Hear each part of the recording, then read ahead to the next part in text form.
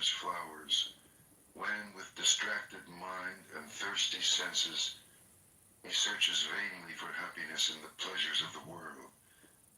Death fetches him away as a flood carries off a sleeping village. Death overcomes him when, with distracted mind and thirsty senses, he gathers flowers. He will never have his fill of the pleasures of the world.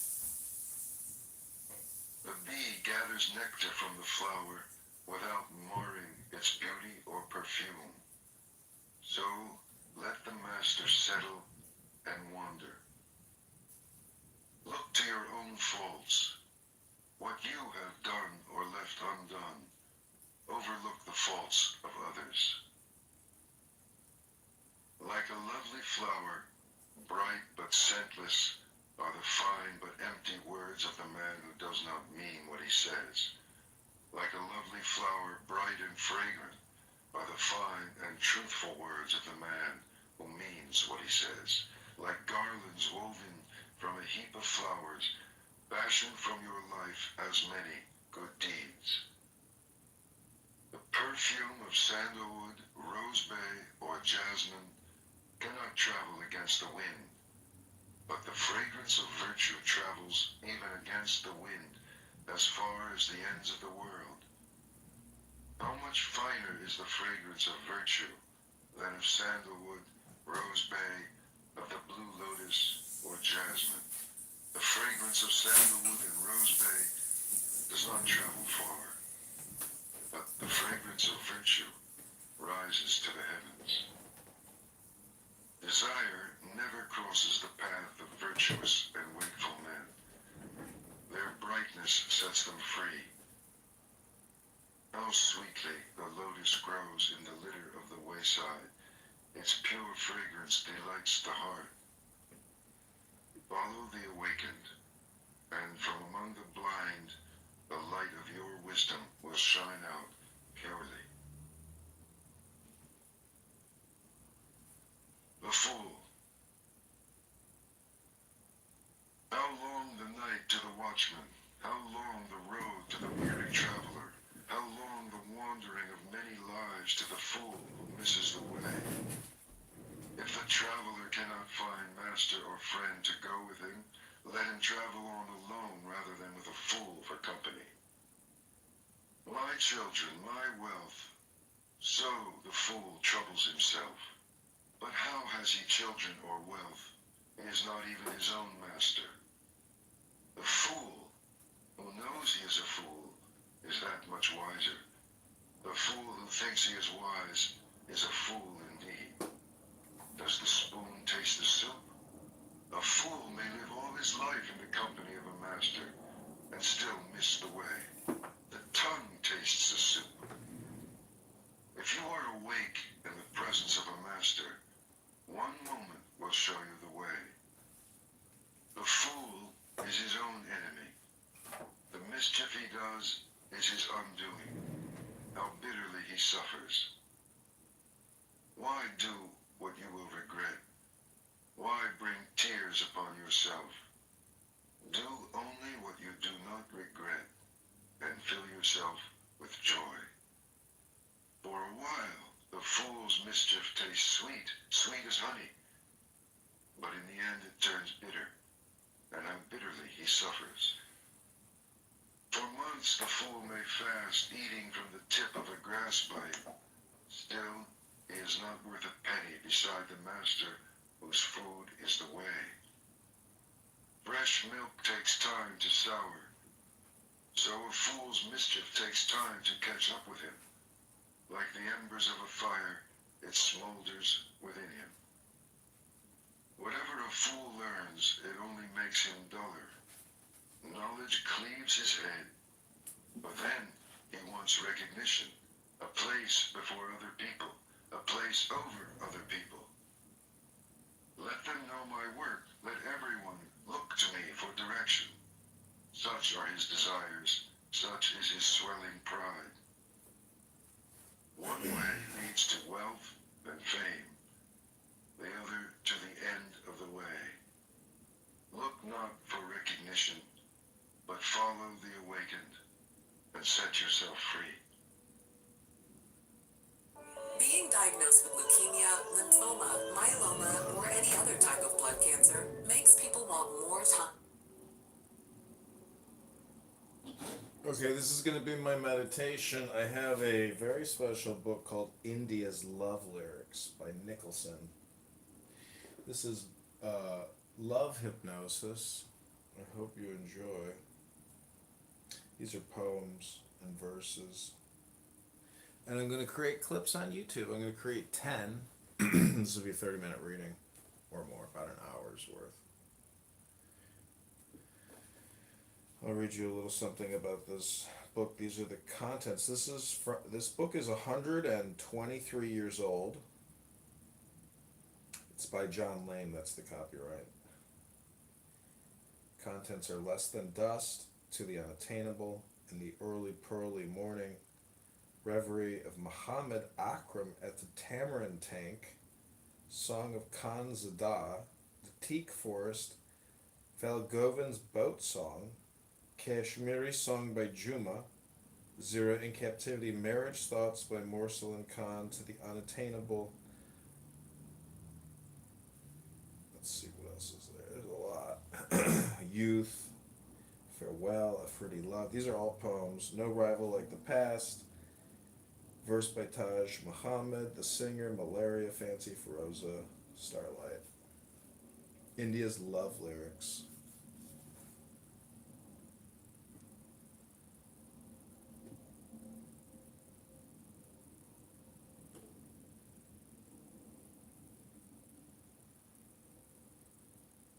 Somebody's wishing me a little birthday. Oh! Sick.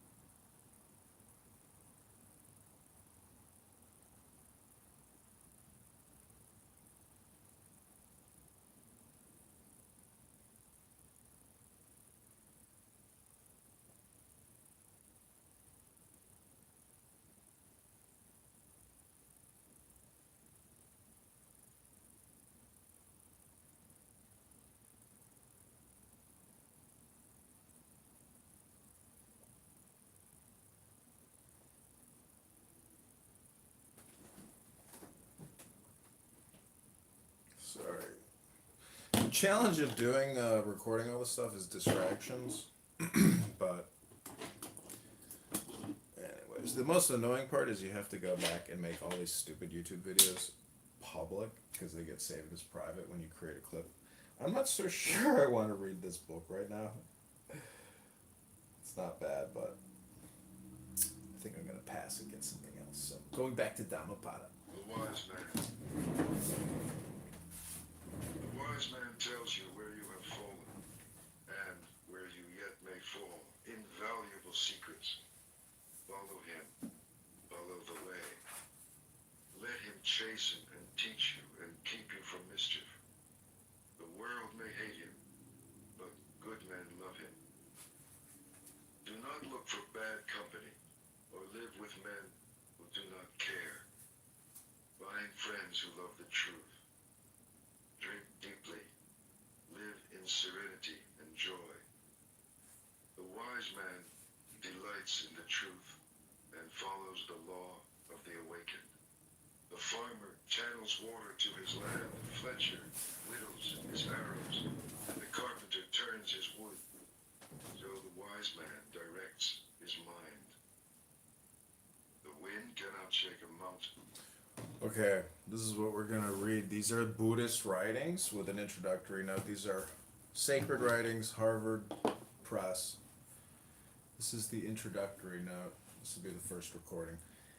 Siddhartha Gautama, known as Buddha, the Awakened, was the son of the ruler of Kakya land, a region lying in the northeast of Uda in northern India.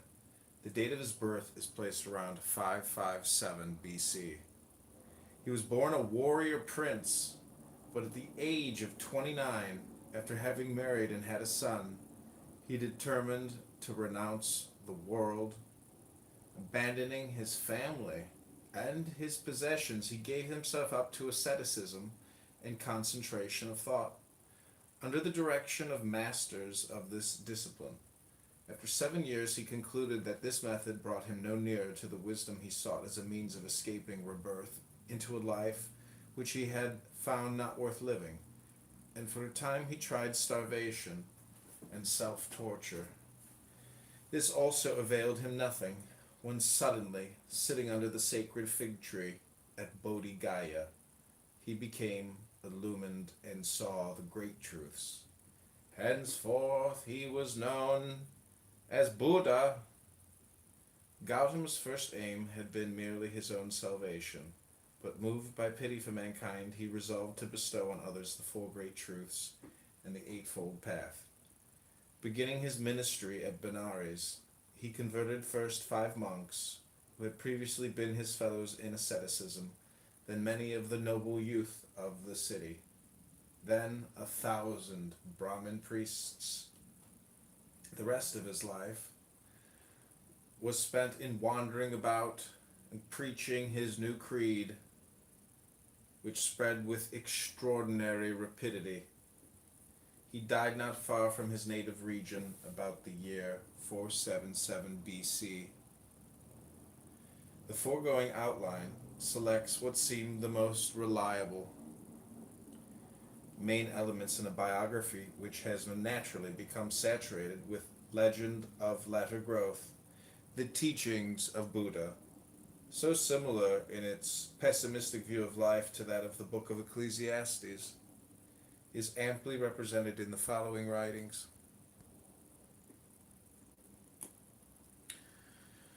Om.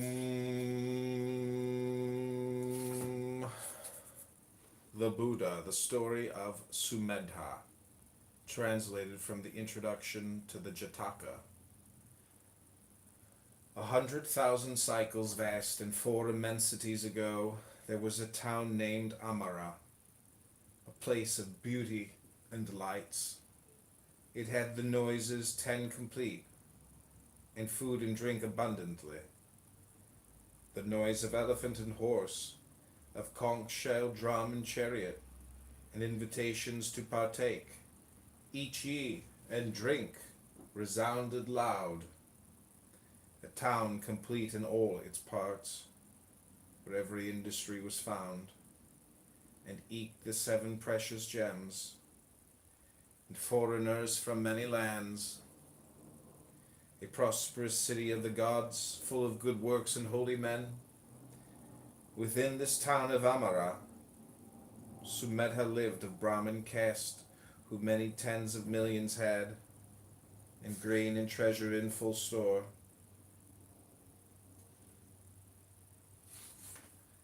A student he, and wise in spells, a master of the Vedas 3, he fortunes told, tradition knew, in every dust of his caste.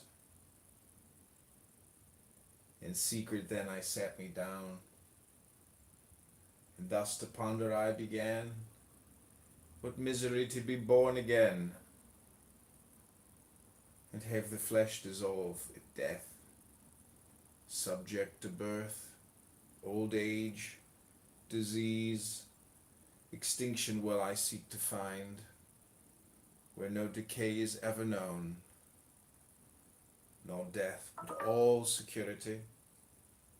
What if I now should rid me of this body foul, this charnel house, go my way without a care,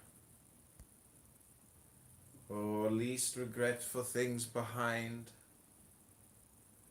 There must be an escape.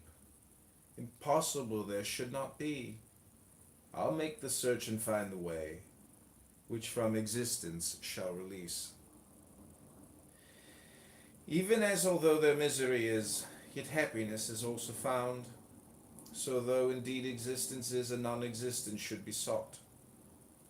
Even as, although there may be heat, yet grateful cold is also found, so, though the threefold fire exists, likewise, nirvana should be sought. Even as, although there evil is, that which is good is also found. So, though 'tis true that birth exists, that which is not birth should be sought. Even as a man befouled with dung, seeing a briming lake at hand, and nathless bathing not therein, where senseless should be chide the lake. So, when Nirvana's lake exists, to wash away corruption's stain, should I not seek to bathe therein, I might not then Nirvana chide. Even as a man hemmed in by foes, seeing a certain safe escape, and nathless seeking not to flee, might not the blameless pathway chide. So when my passions hem me in, and yet a way to bliss exists, should I not seek to follow it, that way of bliss I might not chide? Even as a man, who sore diseased, when a physician may be had, should fail to send to have him come, might the physician then not chide? So when diseased with passion, sore oppressed, I seek the master not, whose ghostly counsel me might cure. The blame should not on him be laid, even as a man might rid him of a horrid corpse bound to his neck, then upon his way proceed, joyous and free and unconstrained. So must I likewise rid me of this body foul, this charnel house, go my way without a care or least regret for things behind, as men and women rid them of their dung upon the refuse heap, and go their ways without a care or least regret for what they leave, so will I likewise rid me of this body foul, this charnel house, and go my way as if I had cast out my filth into the draught, even as the owners leave and quit a worn out, shattered, leaky ship. Go their ways without a care, or least regret for what they leave, so will I likewise rid me of this nine-holed, ever-trickling frame, go my way as owners do, who ship disrupted leave behind, even as a man who treasures bears, finds him in robber gang, will quickly flee and rid him of the robbers, lest they steal his gold. So, to a mighty robber might be likened well this body's frame. I'll cast it off and go my way, lest of my welfare I be robbed. Thus thinking, I, on rich and poor, all that I had in alms bestowed, hundreds of millions spent I then, made to Himavant my way. Not far away from Himavant, there was a hill named Damaka, and here I made the patterned well, a hermitage and hut of leaves. A walking place I then laid out, exempted from the 5 defects, and having all the virtues 8. And there I gained the 6 high powers, then ceased I cloaks of cloth to wear, for cloaks possess the 9 defects, and girded on a barken dress, which is with virtues 12 endued. My hut of leaves I then forsook, so crowded with the 8 defects. Native gloss. Exempted from, this is the subnote, exempted from the 5 defects. The following are the 5 defects in a walking place: hardness and unevenness, trees in the midst, dense underbrush, excessive narrowness, excessive width. And having all the 8 virtues, having the 8 advantages for a monk. The following are the 8 advantages for a monk. It admits no storing up of treasure or grain. It favors only a blameless alms-seeking. There one can eat his alms in peace and quiet. There no annoyance is experienced from the reigning families when they oppress the kingdom with the levies of the precious metals or of leaden money. No passionate desire arises for furniture and implements. There is no fear of being plundered by robbers. No intimacies are formed with kings and courtiers, and one is not just, and one is not shut in any of the 4 directions. For cloaks possess the 9 defects. For one who retires from the world takes up the life of an anchorite. There are 9 defects inherent in garments of cloth. The great cost is 1 defect. The fact that it is got by dependence on others is another. The fact that it is easily soiled by use in another. For when it has been soiled, it must be washed and dyed. The fact that when it is much worn, it must needs be patched and mended in another. The difficulty of obtaining a new one when needed is another. Its unsuitableness for an anchorite who has retired from the world is another. Its acceptableness to one's enemies is another, for it must needs be guarded lest the enemy take it. The danger that it may be worn for ornament is another. The temptation it affords to load oneself down with it in traveling is another. The bast or inner bark of certain trees was much used in India as cloth, to which indeed it bears a striking resemblance, which is with virtues 12 endued, possessing 12 advantages. For there are 12 advantages in a dress of bark. It is cheap, good, and suitable. This is one advantage. You can make it yourself. This is a second. It gets dirty but slowly by use, and hence time is not wasted in washing it. This is third. It never needs sewing, which even when much used and worn, this is a fourth. But when a new one is needed, it can be made with ease. This is a fifth. Its suitableness for an anchorite who has retired from the world is a sixth. That is of no use to one's enemies is a seventh. That it cannot be worn for ornament is an eighth. Its lightness is a ninth. Its conducing to moderation in dress is a tenth. The irreproachableness and blamelessness of searching for bark is an 11th, and the unimportance of its loss is a 12th. My hut of leaves I then forsook, so crowded with 8 defects, for there are 8 evils connected with the use of a leaf hut. The great labor involved in searching for materials and in putting them together is one evil.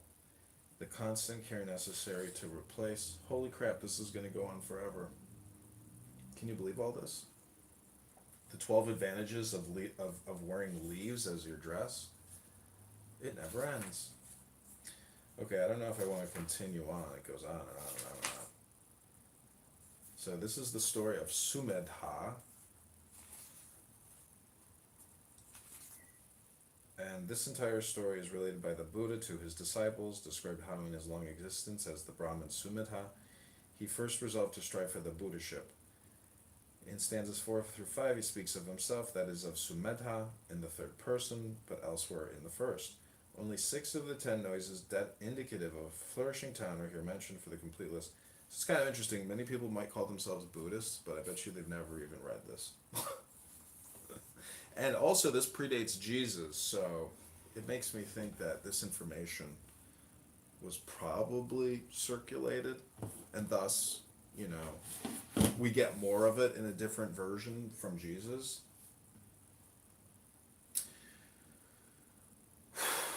We could read a little more, but I'm going to take a break from that. Okay, I hope you've enjoyed. We're going to go back to the Dhammapada, which is more writings of the Buddha.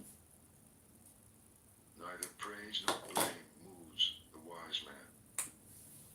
He is clarity. Hearing the truth, he is like a lake, pure and tranquil and deep. Want nothing.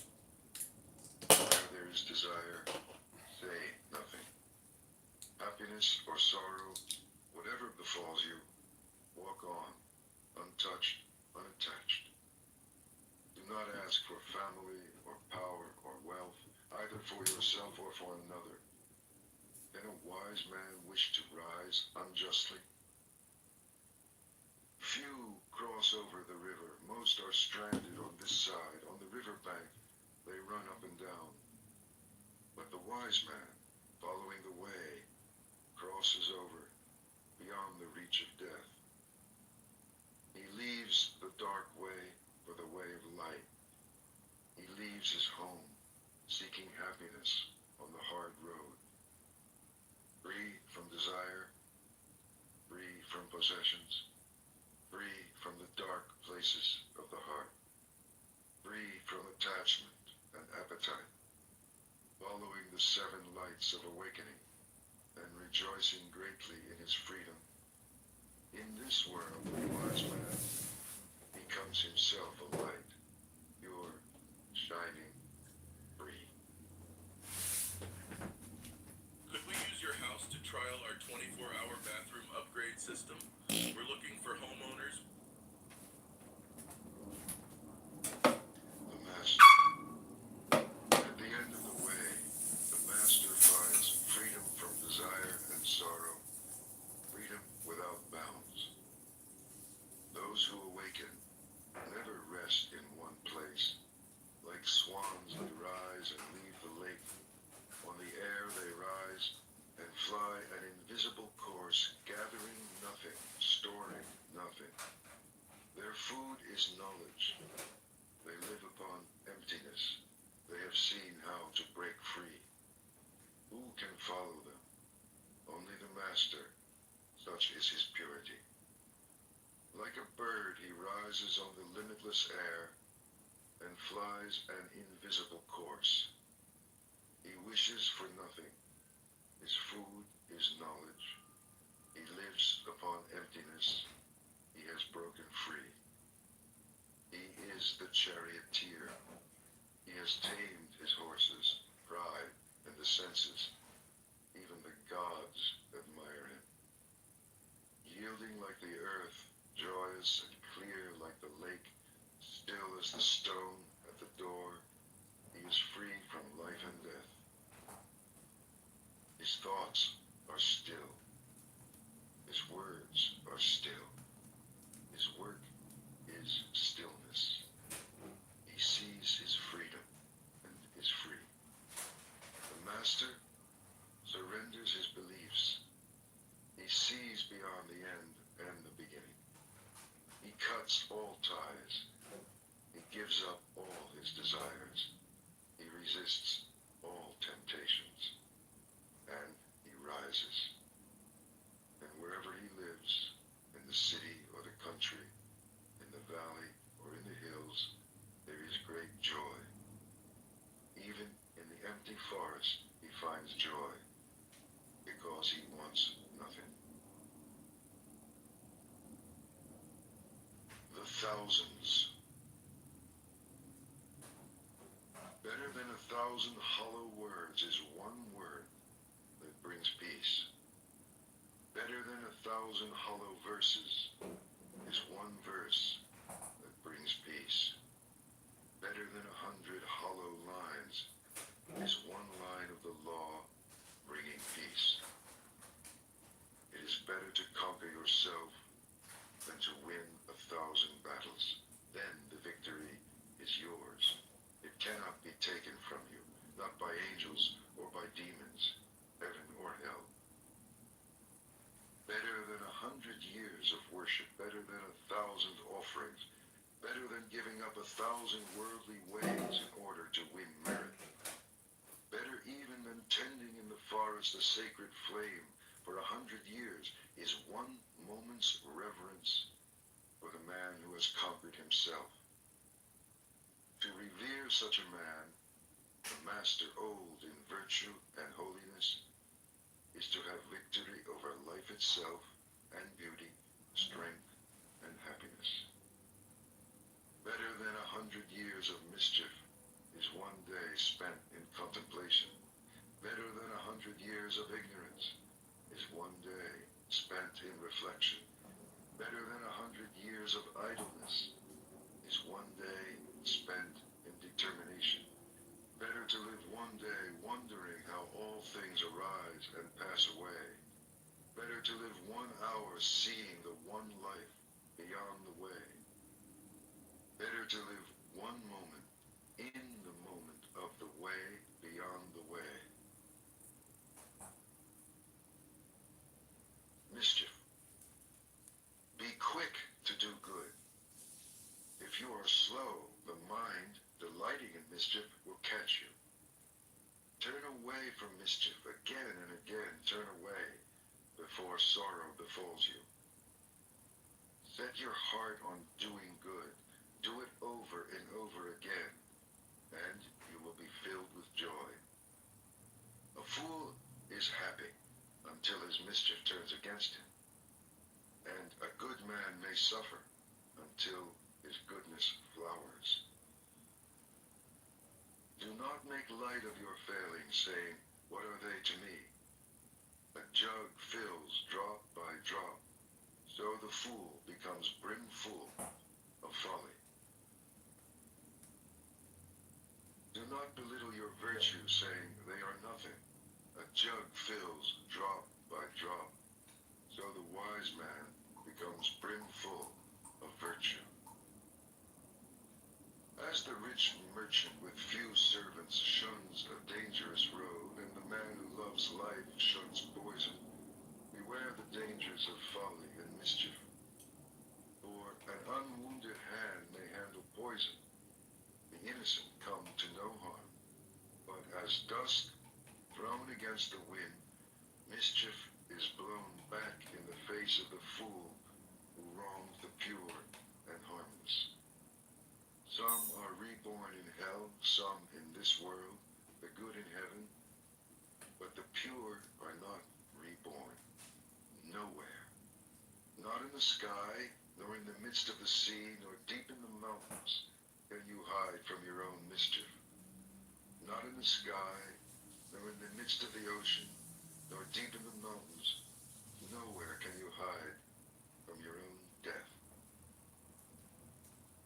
Kevin Anderson's writers and editors made a masterpiece out of my story and created a strong book proposal to go with it. Thanks to their expertise and Kevin Anderson's connections in the publishing industry, my proposal was put in front of an incredible team of literary agents who were able to get me a book deal with Bay Street, the HarperCollins imprint. I'm a relatively unknown author with no built-in audience to sell thousands of books to. But within a few months, I was a best-selling author, and my book, Blue Collar Cash, would not have had the reach, the readership, or the national media exposure it has without all the people Kevin Anderson had assembled at KAA. It's because of their team that I can say I have a best-selling book that's worth your time to read. And I know it will be the same for you.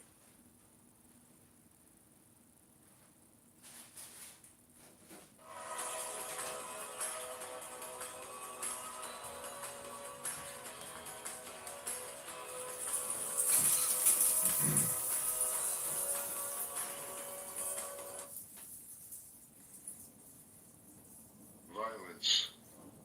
All beings tremble before violence. All fear death. All love life.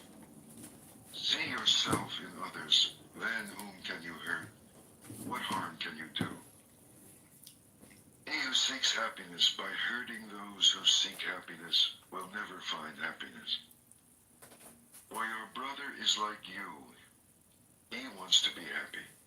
Never harm him, and when you leave this life, you too will find happiness. Never speak harsh words, for they will rebound upon you. Angry words hurt, and the hurt rebounds. Like a broken gong, be still, be silent. Know the stillness of freedom, where there is no more striving. Like herdsmen driving their cows into the fields, old age and death will drive you before them. But the fool in his mischief forgets, and he lights the fire wherein one day he must burn. He who harms the harmless or hurts the innocent, 10 times shall he fall, into torment or infirmity, injury or disease or madness, persecution or fearful accusation, loss of family, loss of fortune. Fire from heaven shall strike his house, and when his body has been struck down, he shall rise in hell. He who goes naked with matted hair, mud bespattered, who fasts and sleeps on the ground and smears his body with ashes, and sits in endless meditation, so long as he is not free from doubts, he will not find freedom. But he who lives purely and self-assured, in quietness and virtue, who is without harm or hurt or blame, even if he wears fine clothes, so long as he also has faith, he is a true seeker. A noble horse rarely feels the touch of the whip. Who is there in this world as blameless? Then, like a noble horse, smart under the whip, burn and be swift, believe, meditate, see, be harmless, be blameless, awake to the law, and from all sorrow free yourself. The farmer channels water to his land, the fletcher whittles his arrows, the carpenter turns his wood, and the wise man masters himself. Old age. The world is on fire, and are you laughing? You are deep in the dark. Will you not ask for light? For behold your body, a painted puppet, a toy, jointed and sick, and full of false imaginings, a shadow that shifts and fades. How frail it is, frail and pestilent. It sickens, festers, and dies. Like every living thing, in the end, it sickens and dies. Behold these whitened bones, the hollow shells and husks of a dying summer, and are you laughing? You are a house of bones, flesh and blood for plaster. Pride lives in you, and hypocrisy, decay, and death. The glorious chariots of kings shatter, so also the body turns to dust. But the spirit of purity is changeless, and so the pure instruct the pure. The ignorant man is an ox. He grows in size, not in wisdom. Vainly I sought the builder of my house through countless lives. I could not find him. How hard it is to tread life after life. But now I see you, O builder, and never again shall you build my house. I have snapped the rafters, split the ridgepole, and beaten out desire, and now my mind is free. There are no fish in the lake. The long-legged cranes stand in the water. Sad is the man who in his youth lived loosely and squandered his fortune. Sad as a broken bow, and sadly is he sighing after all that has arisen and has passed away. Yourself. Love yourself and watch. Today, tomorrow, always. First, establish yourself in the way. Then teach, and so defeat sorrow. To straighten the crooked, you must first do a harder thing. Straighten yourself. You are your only master. Who else? Subdue yourself and discover your master. Willfully, you have fed your own mischief. Soon it will crush you as the diamond crushes stone. By your own folly, you will be brought as low as your worst enemy wishes. So the creeper chokes the tree. How hard it is to serve yourself. How easy to lose yourself in mischief and folly. The kashta dies when it bears fruit. So the fool, scorning the teachings of the awakened, spurning those who follow the law, perishes when his folly flowers. Mischief is yours, sorrow is yours, but virtue also is yours, and purity. You are the source of all purity and all impurity. No one purifies another. Never neglect your work for another's, however great his need. Your work is to discover your work, and then, with all your heart, to give yourself to it.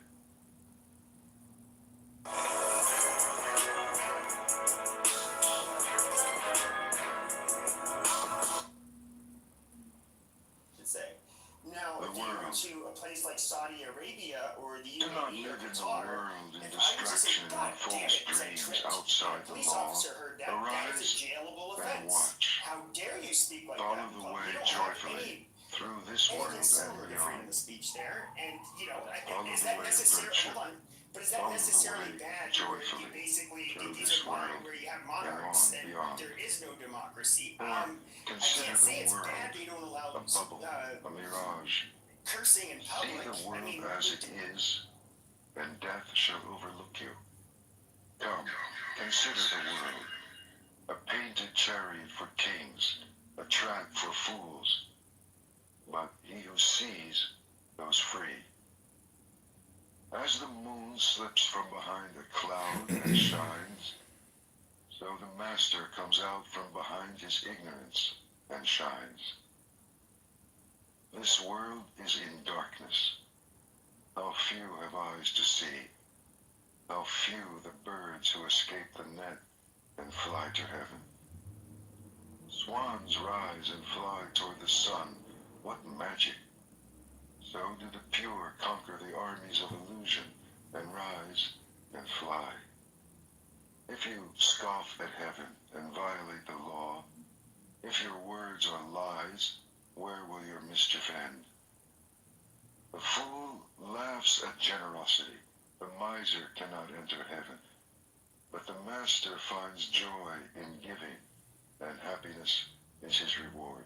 And more, for greater than all the joys of heaven and of earth, greater still than dominion over all the worlds, is the joy of reaching the stream.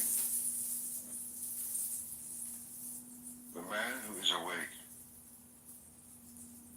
he is awake. The victory is his. He has conquered the world.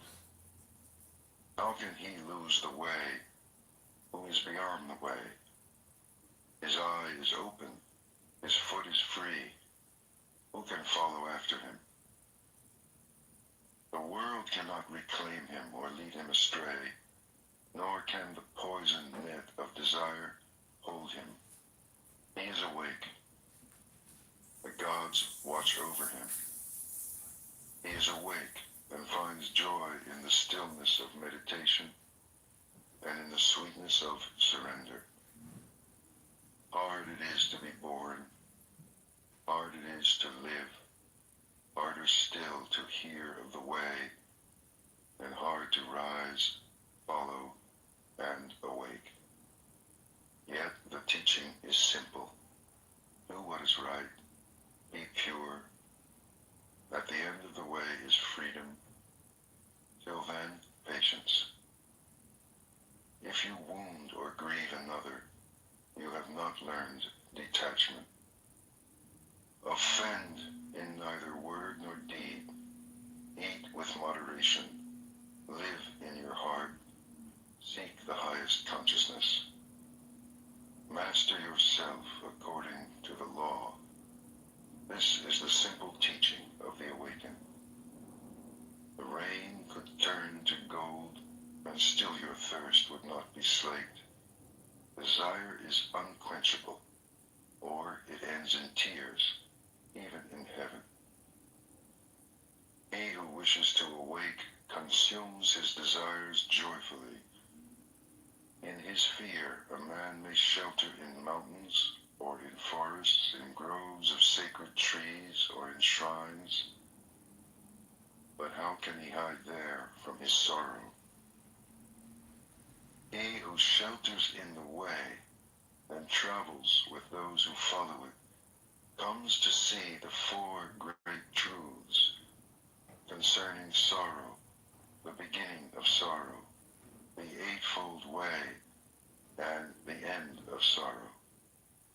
Then, at last, he is safe. He has shaken off sorrow. He is free.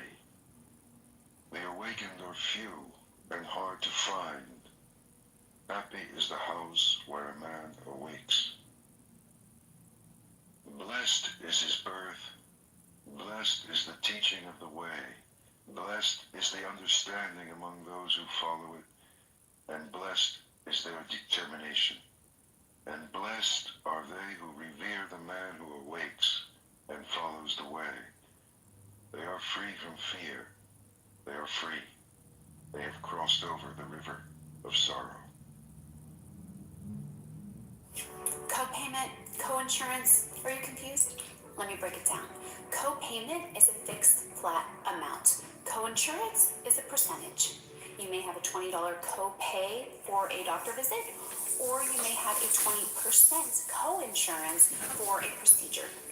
Take a look at your plan. There's no peace in this world where you're trying to listen to the Dhammapada and you get hit with another Medicare Medicaid ad advertisement. Joy. Live in joy, in love, even among those who hate. Live in joy, in health, even among the afflicted. Live in joy, in peace, even among the troubled. Live in joy without possessions, like the shining ones. The winner sows hatred because the loser suffers. Let go of winning and losing, and find joy. There is no fire like passion, no crime like hatred, no sorrow like separation, no sickness like hunger, and no joy like the joy of freedom. Health, contentment, and trust are your greatest possessions, and freedom your greatest joy. Look within. Be still. Free from fear and attachment. Know the sweet joy of the way. How joyful to look upon the awakened and to keep company with the wise. How long the road to the man who travels with a fool, but whoever follows those who follow the way discovers his family and is filled with joy. Follow then the shining ones, the wise, the awakened, the loving, for they know how to work and forbear. Follow them as the moon follows the path of the stars.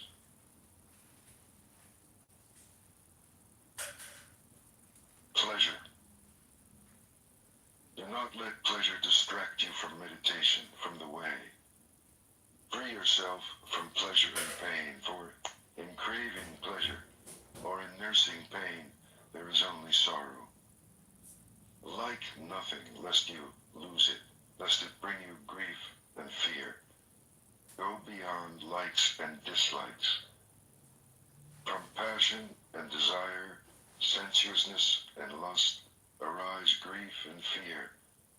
Free yourself from attachment. He is pure and sees. He speaks the truth and lives it. He does his own work. So he is admired and loved. With a determined mind and undesiring heart, he longs for freedom. He is called Udam Soto, he who goes upstream. When a traveler at last comes home from a far journey, with what gladness his family and his friends receive him. Even so shall your good deeds welcome you like friends, and with what rejoicing when you pass from this life to the next. Anger. Let go of anger. Let go of pride. When you are bound by nothing, you'll go beyond sorrow. Anger is like a chariot careering wildly. He who curbs his anger is the true charioteer. Others merely hold the reins. With gentleness, overcome anger. With generosity, overcome meanness. With truth, overcome deceit. Speak the truth. Give whatever you can. Never be angry. These 3 steps will lead you into the presence of the gods. The wise harm no one. They are masters of their bodies, and they go to the boundless country. They go beyond sorrow. Those who seek perfection keep watch by day and night till all desires vanish. Listen, Attila, this is not new. It is an old saying. They blame you for being silent. They blame you when you talk too much and when you talk too little. Whatever you do, they blame you. The world always finds a way to praise and a way to blame. It always has, and it always will. But who dares blame the man whom the wise continually praise, whose life is virtuous and wise, who shines like a coin of pure gold? Even the gods praise him, even Brahma praises him. Beware of the anger of the body. Master the body, let it serve truth. Beware of the anger of the mouth. Master your words, let them serve truth. Beware of the anger of the mind. Master your thoughts, let them serve truth. The wise have mastered body, word, and mind. They are the true masters. Impurity. You are as the yellow leaf. The messengers of death are at hand. You are to travel far away. What will you take with you? You are the lamp to lighten the way. Then hurry, hurry. When your light shines without impurity or desire, you will come into the boundless country. From chaos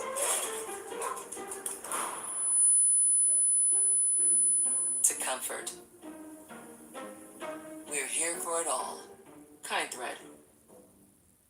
Introducing the all-new Acrobat Studio. With back-to-school joy also comes with a million handouts. I'm not sweating it, and let me tell you why. Quickly get insights from docs, create content, and have access to all the PDF tools, all in one place. So I collect all my back-to-school PDFs. I can even include web links, Word docs, PowerPoints, and a bunch more file types. I upload them, and this creates a PDF space. This space is going to be called Database. Database. Share this PDF space with my wife, and now we have a personalized hub, a central. Okay, I'm going to read from the Dhammapada, which is what you've been listening to, just for a few minutes, and then I'm going to go back to sitting in the sun. Om. Mind is the forerunner of all actions. All deeds are led by mind, created by mind, If one speaks or acts with a corrupt mind, suffering follows, as the wheel follows the hoof of an ox pulling a cart. Mind is the forerunner of all actions. All deeds are led by mind, created by mind. If one speaks or acts with a serene mind, happiness follows, as surely as one's shadow. He abused me, mistreated me, defeated me, robbed me. Harboring such thoughts keeps hatred alive. He abused me, mistreated me, defeated me, robbed me. Releasing such thoughts banishes hatred for all time.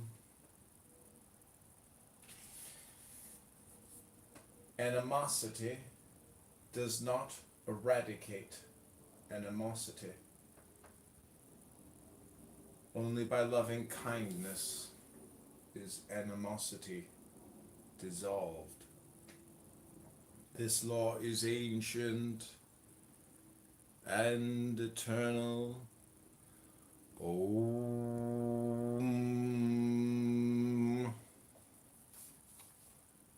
There are those who are aware that they are always facing death. Knowing this, they put aside all quarrels. The one who lives for sensation, indulgent in eating, lazy, and lacking in energy, the tempter Mara breaks. Just as the wind breaks a frail tree. Subnote Mara. In Buddhist scripture, Mara is a metaphor for temptations or passions personified, being neither male nor female, hence the use of tempter. The one who lives mindfully, senses under control, moderate in eating, devout, energetic, cannot be overthrown by Mara, just as the wind cannot shake a rocky mountain. The monk's robe does not in itself render one free from stain. If the one who wears that robe is lacking in self-control and honesty, he is unworthy of such a robe. Only one who is free from stain, well-disciplined, honest, and endowed with self-control is worthy of the monk's robe. Those who fail to distinguish the non-essential from the essential, and the essential from the non-essential, will, in feeding on wrong thoughts, fail to attain the essential. On the other hand, those who correctly perceive the essential as essential and the non-essential as non-essential will, in feeding on right thoughts, attain the essential. As rain pours through badly thatched houses, so does desire penetrate the undeveloped mind. As rain fails to pour through a well-thatched house, so does desire fail to penetrate the well-developed mind. For the doer of evil there is only grief, here as well as hereafter. In both states he experiences grief, seeing his own unwholesome acts. For the doer of good deeds there is rejoicing, here as well as hereafter. Joy and more joy are his, as he sees his own right action. The doer of evil reaps suffering, here and hereafter.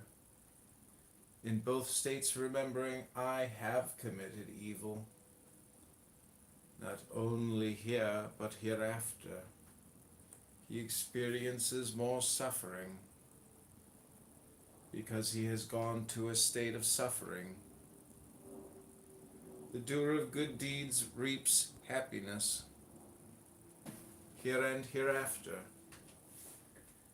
In both states remembering I have done good deeds, and there is more joy because he has gone to a blissful state. Careless person, quoting much of the scriptural text but not living it, cannot share the abundance of the holy life, just as the cowherd counting other people's cattle cannot taste the milk or ghee. Reciting a small portion of the scriptures, but putting it diligently into practice, letting go of passion, aggression, and confusion, revering the truth with a clear mind, and not clinging to anything, here or hereafter, brings the harvest of the holy life. Mindfulness is the path to immortality. Negligence is the path to death. The vigilant never die, whereas the negligent are the living dead. With this understanding, the wise, having developed a high degree of mindfulness, rejoice in mindfulness.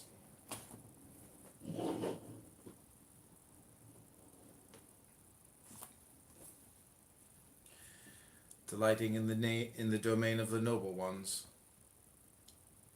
These awakened ones dedicated to meditation, striving actively and vigorously, attain nirvana, the ultimate security. The fame and fortune of the man who is vigorous, aware, unsullied, acting with consideration and restraint, become ever growing. The wise man, by vigor, mindfulness, restraint, self-control, creates for himself an island which no flood can submerge. The foolish, the unwise, surrender themselves to negligence, whereas the wise man protects mindfulness as his most valuable possession. Don't lose yourself in negligence. Don't lose yourself in sensuality. For it is the mindful and meditative man who will experience supreme happiness. When the enlightened man frees himself from careless behavior through mindfulness, free of sorrow, he gazes on the sorrowing masses, as one on the mountaintop gazes on the plain below. The mindful person among the mindless, the aware person among the unaware, surpasses the rest with his wisdom like a superb racehorse outstripping an old worn-out horse. By mindfulness did the Magavat, Lord of Two Realms, reach the position of authority among the gods. So vigilance is ever praised, and negligence ever disdained. A seeker, concentrating on mindfulness, advances like a fire, consuming the chains of bondage both great and small. A monk or lay person, rejoicing in mindfulness, seeking the danger of negligence, cannot fall backwards and is close to nirvana. Hey Concrete, I heard you talking in Chillism the other day. I was actually kind of impressed with what you were saying. I was enjoying it. but just for like 30 seconds or something. Maybe a minute. You had a good take on something.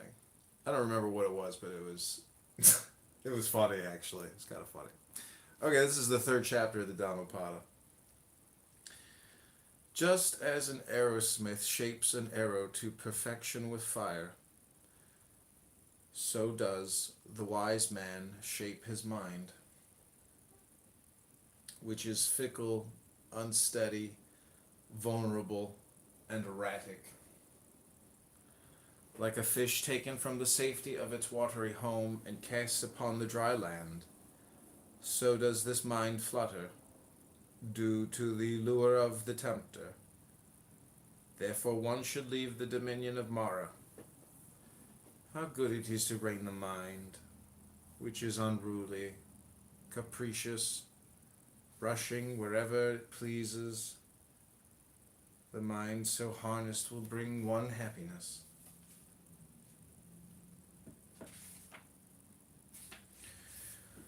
A wise man should pay attention to his mind, which is very difficult to perceive. It is extremely subtle and wanders wherever it pleases. The mind well guarded and controlled will bring him happiness. One who keeps a rein on the wandering mind, which strays far and wide, alone, bodiless, will be freed from the tyranny of the tempter. A man of fickle mind will never attain wisdom to its fullest, since he is ignorant of the Dhamma and has wavering faith. The heart of the fully conscious man is fearless. He has freed his mind of lust and anger. He has transcended both good and evil. Observe this body as fragile as an earthen vase. Build a mind as solid as a fortified city. Then confront Mara with the weapon of insight. And proceeding without attachment, guard what you have already conquered. Certainly before long this body will lie on the ground, lifeless and unconscious, cast aside like a useless dog. Log. A mind out of control will do more harm than two angry men engaged in combat.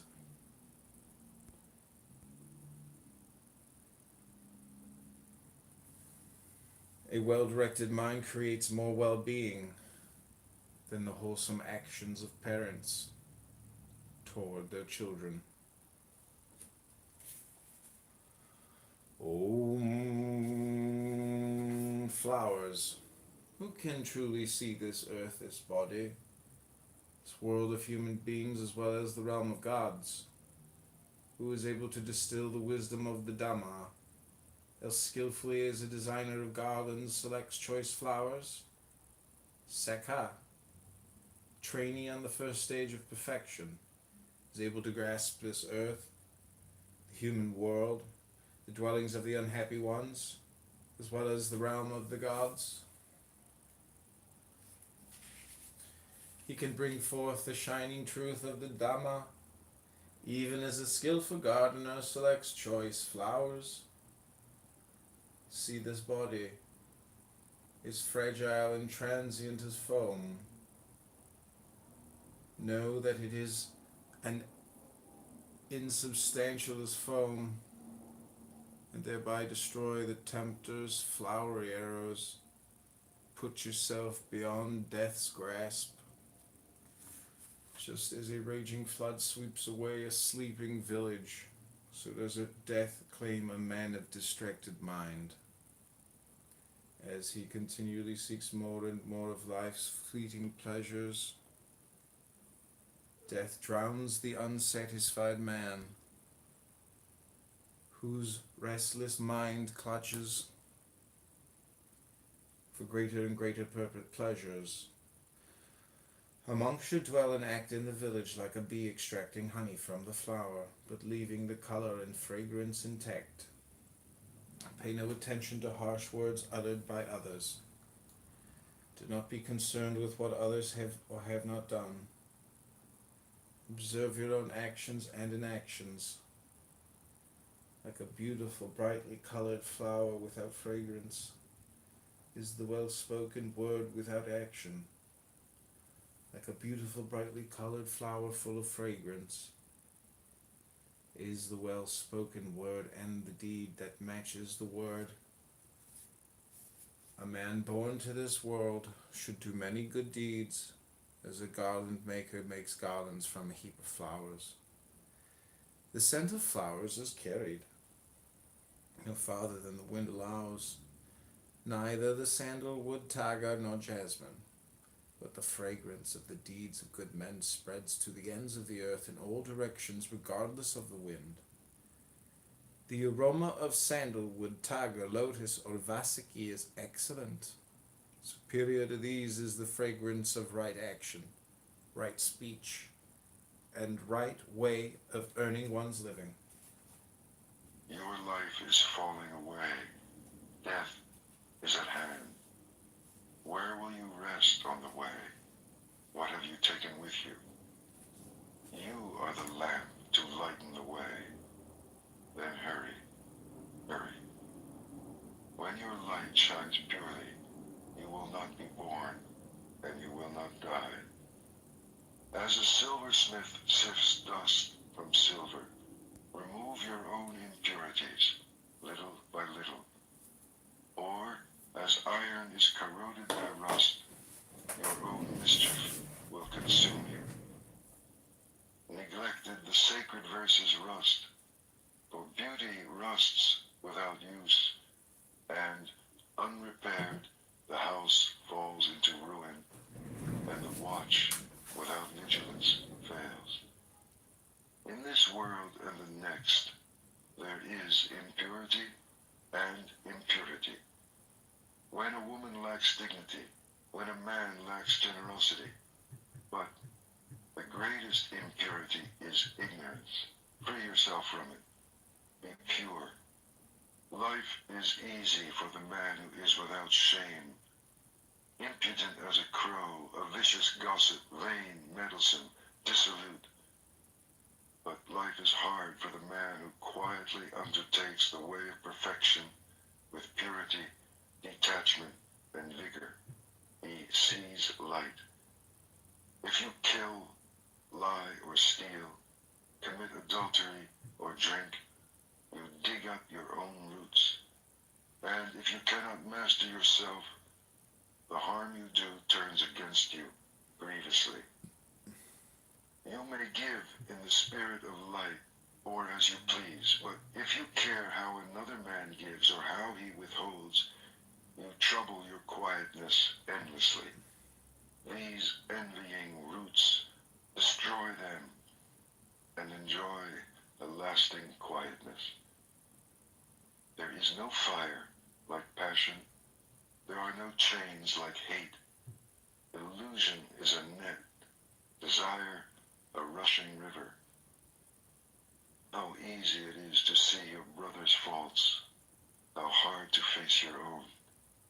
You winnow his in the wind like chaff, but yours you hide like a cheat covering up an unlucky throw. Dwelling on your brother's faults multiplies your own. You are far from the end of your journey. The way is not in the sky, the way is in the heart. See how you love whatever keeps you from your journey. But the Tathagatas, they who have gone beyond, have conquered the world. They are free. The way is not in the sky, the way is in the heart. All things arise and pass away, but the awakened awake forever.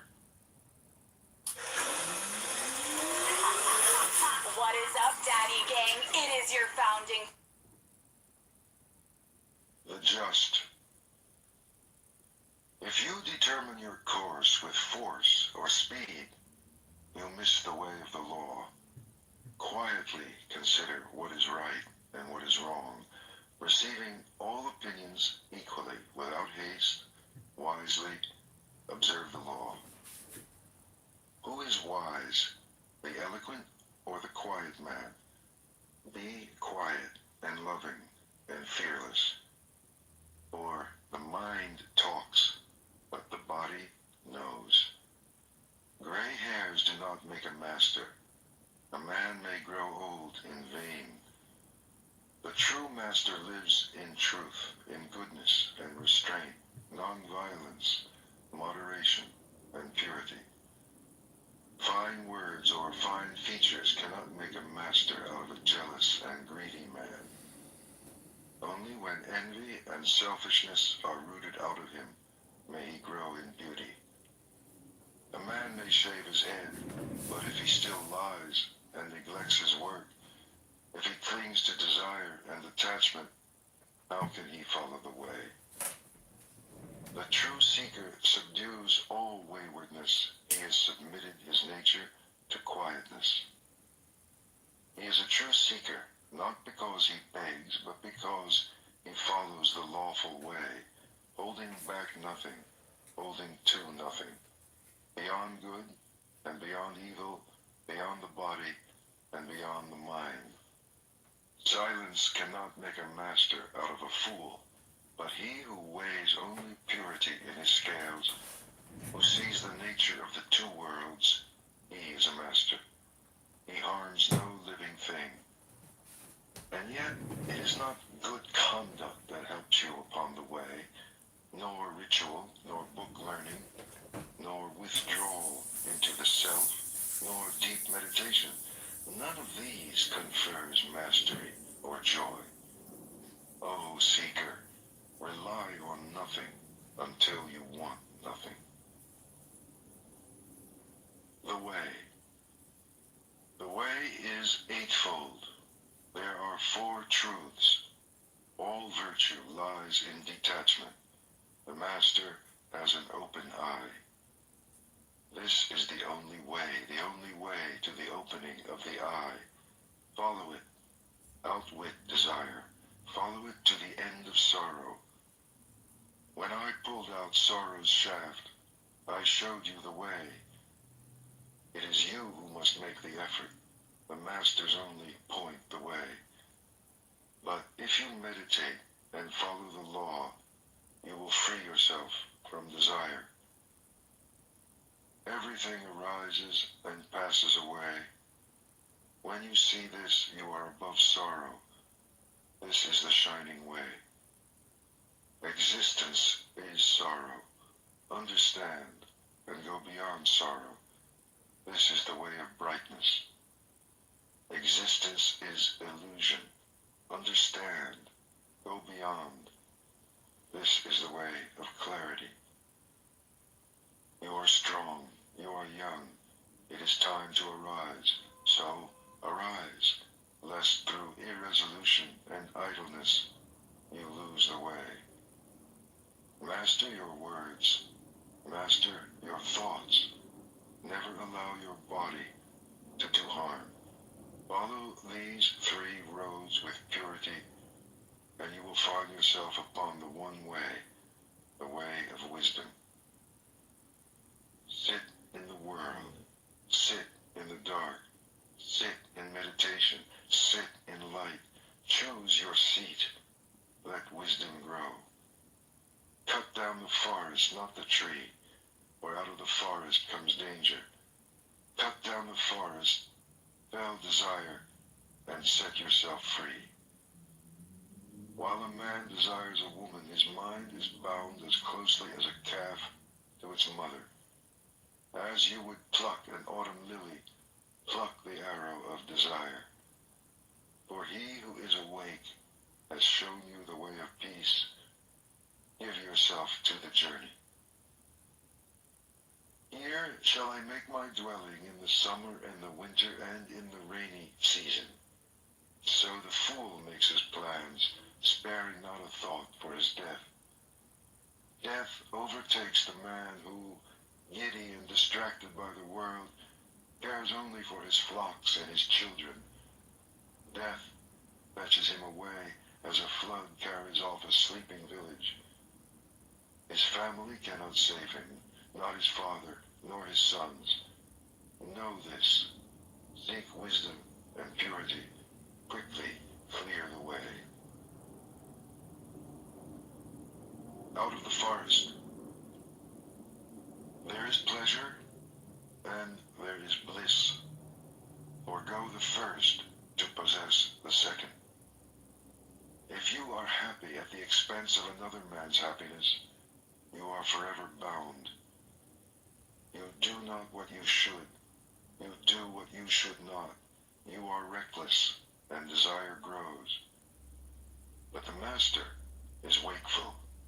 He watches his body. In all his actions, he discriminates, and he becomes pure. Heard some myths about Medicare out on the course lately? Myth. You can sign up at any time. Learn more about your annual enrollment period options today.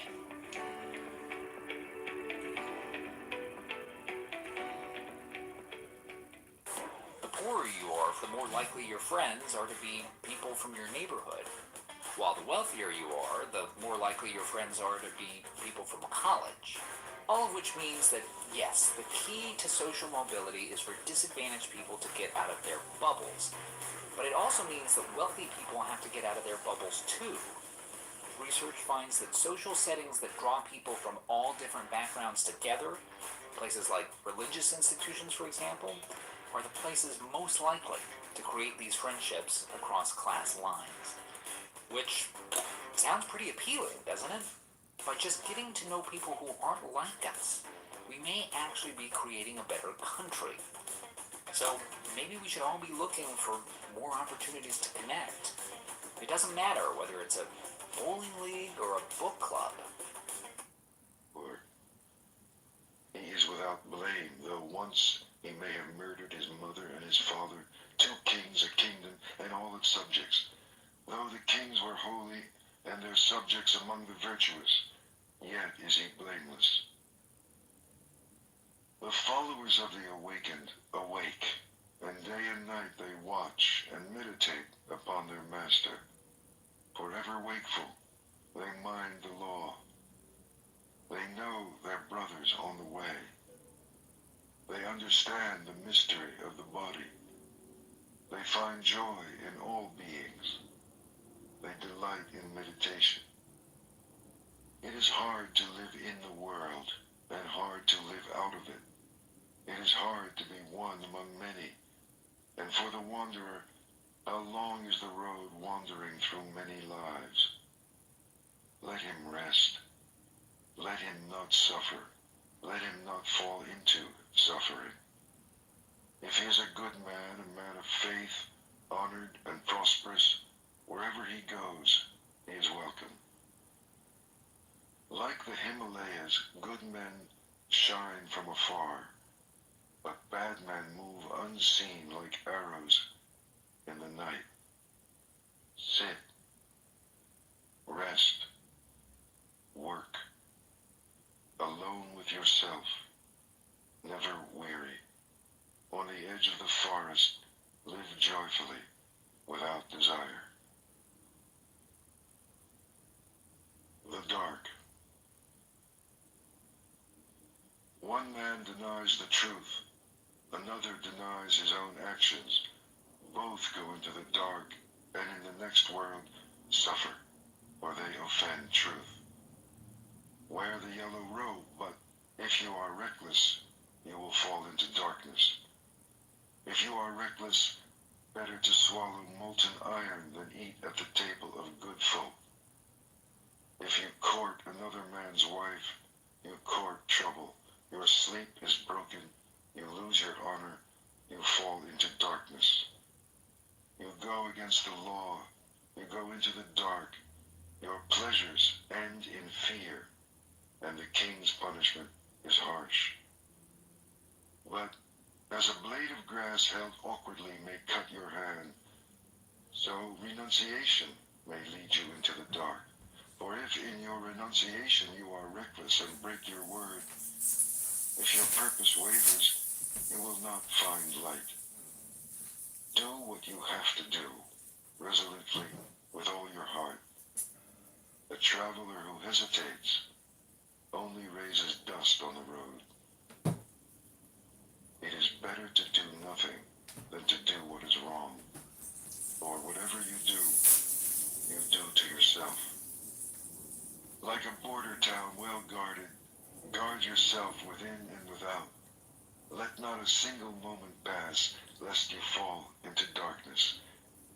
Feel shame only where shame is due. Fear only what is fearful. See evil only in what is evil, lest you mistake the true way and fall into darkness. See what is. See what is not. Follow the true way. Rise. At Domino's, we believe pizza deserves a proper +1. Burgers have fries. Pizza now has bread bites. Try our new savory garlic, new sweet cinnamon, or classic parmesan. Pizza need new bread bites. Order today only at Domino's. IXL is helping 15 million students succeed in math and language arts. On IXL, your child can stay on track or get ahead by practicing with fun, interactive questions. Whether they learn best with step-by-step explanations, video tutorials, or games, IXL is here to guide them. Backed by over 75 scientific research studies, you can trust that you're choosing the best educational technology. Hand your child the keys to success. Join IXL today.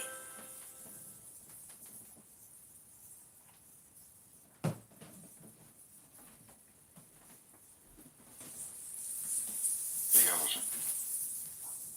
I shall endure hard words as the elephant endures the shafts of battle. Or many people speak wildly. The tamed elephant goes to battle. The king rides him.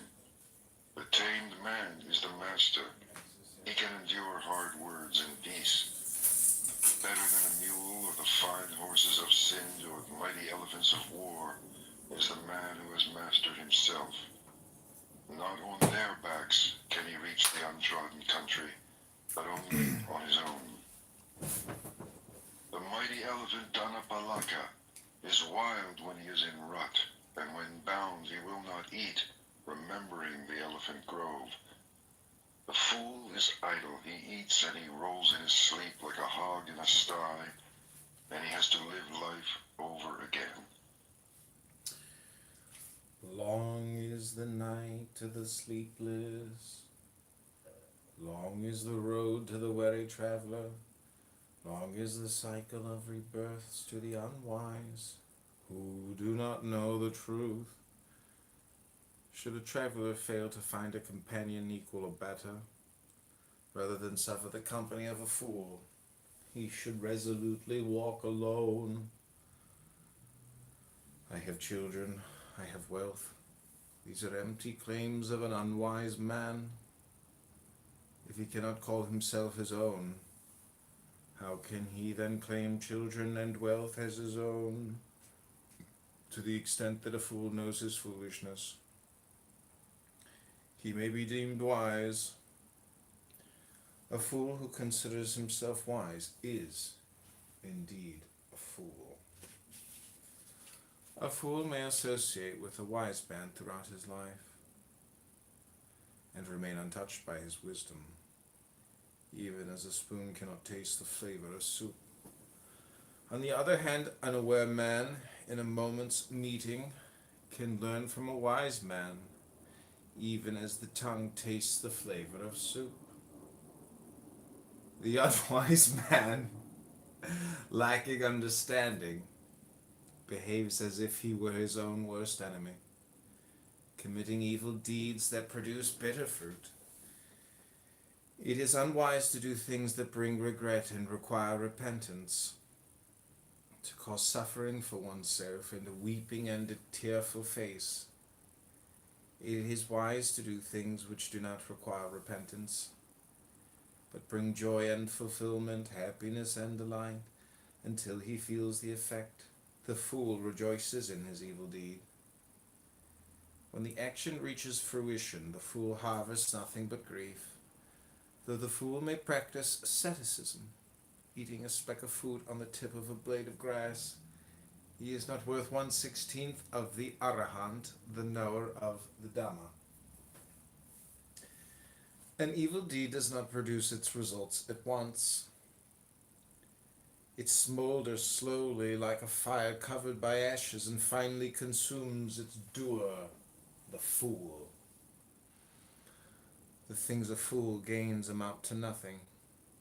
Wholesome acts cannot bring him wholesome results. What a fool hungers for is false fame, authority, power over others, and generous offerings. He seeks recognition as a doer, a wielder of power, a knower of right and wrong. His craving and pride are insatiable. There is a path that leads to worldly gain, another road to nirvana. Let the seeker, the disciple of Buddha, embracing seclusion, take the path to wisdom and enlightenment. The wise. If someone sees an intelligent person who is skillfully able to point out shortcomings and give suitable reproof, let him cherish such a revealer of hidden treasures. Only good can come from such an association. Let the wise one guide, correct, and deter others from what is base and vile. He will be treasured by the good and spurned by the evil. Do not choose bad friends. Do not choose persons of low habits. Select good friends, be discriminating. Choose the best. Whoever drinks deeply of Dhamma lives happily, with a peaceful mind. The wise man rejoices in the Dhamma, taught by the holy ones. Irrigators contain the flowing waters. Arrowsmiths fashion arrows. Carpenters shape wood to their design. Wise men mold their characters. As a solid rock stands firm in the wind, even so is a wise man unmoved by praise or blame. As a deep lake remains still and clear, so do wise men, listening to the teachings, attain a serene mind. The good certainly cling to nothing. They do not talk aimlessly, concerned with personal gains. The wise, the saintly, whether experiencing comfort or discomfort, show neither elation nor depression. Not for one's own or another's gain should one commit an evil deed, regardless of the desire for children, wealth, or kingdom, or any other kind of success. One should remain virtuous, wise, and righteous. The few cross over to the far shore. The many merely run back and forth fruitlessly along the side of the stream. But only those who follow the carefully taught law can cross to the other shore, beyond the grasp of death so hard to overcome. Let the wise man shun the cauldron of confusion and proceed on the path of light. Let him leave the comfort of home, forsaking sensual pleasures, freeing himself from all obstacles, delighting in seclusion, not an ordinary man's choice, and devote himself to cleansing the blemishes of the mind. Those who have carefully cultivated their minds in tune with the elements of enlightenment, who without grasping delight and detachment, cleansed of all corruption and therefore shining brightly, send forth brilliant light. Om, the Arahant. There is no burning for him who has completed the journey, who is free of sorrows and all else, and who has broken off all chains. The mindful put forth great effort. They do not remain content in the household life, but leave their homes behind just as swans leave a muddy lake. Arahants do not hoard, take a right view of eating, focused on deliverance and void.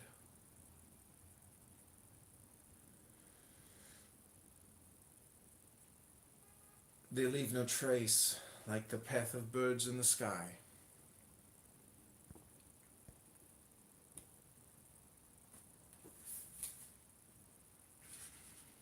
He who is free from obsessions, eating simply, clear-headed, and focused on liberation, like a migrating bird leaves no trace of a track in the sky. Even the gods delight in the presence of one who has freed himself from pride and mental obsessions, who has his senses under control, like horses trained by an expert trainer. Done with a round of rebirths, he is as accepting as the earth, as firm as a doorpost, placid as a pond, free of mud and dutiful. Whoever has reached the state of freedom through perfect wisdom, peaceful and unshakable, is nonviolent in his mind, his speech, his action. Whoever is in touch with the infinite, free of attachment, desireless, is the highest among men.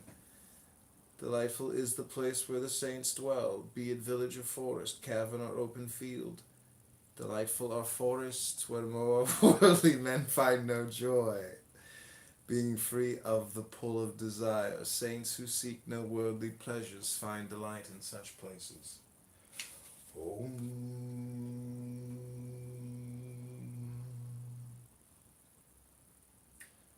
Thousands. Single wise word bringing peace to the listener is worth more than 1,000 speeches full of empty words.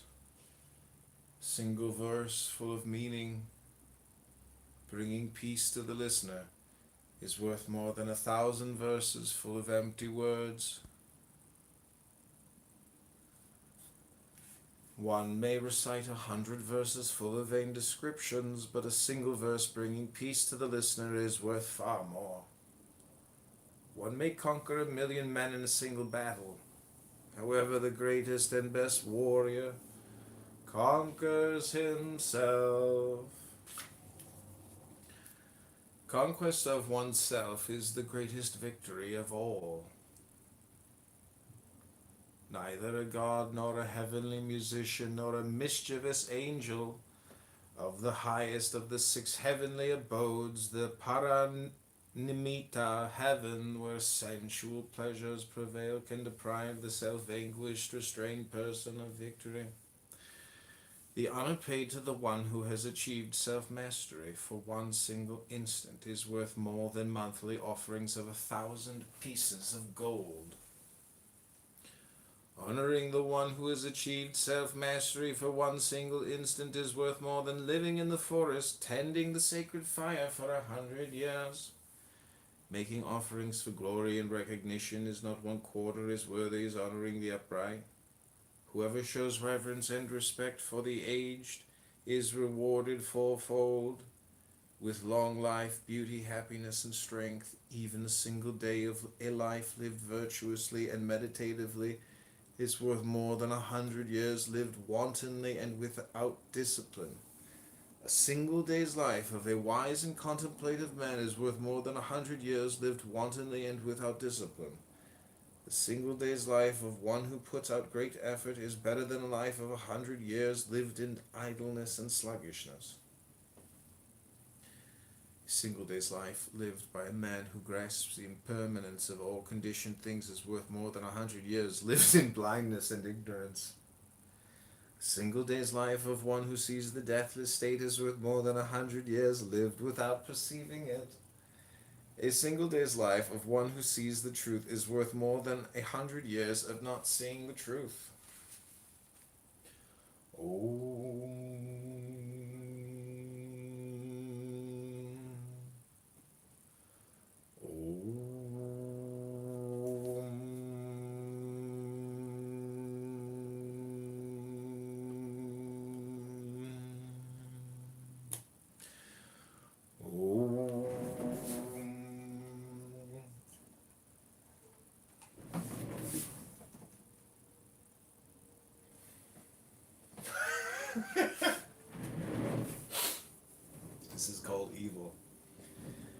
Do not lose a moment of doing good.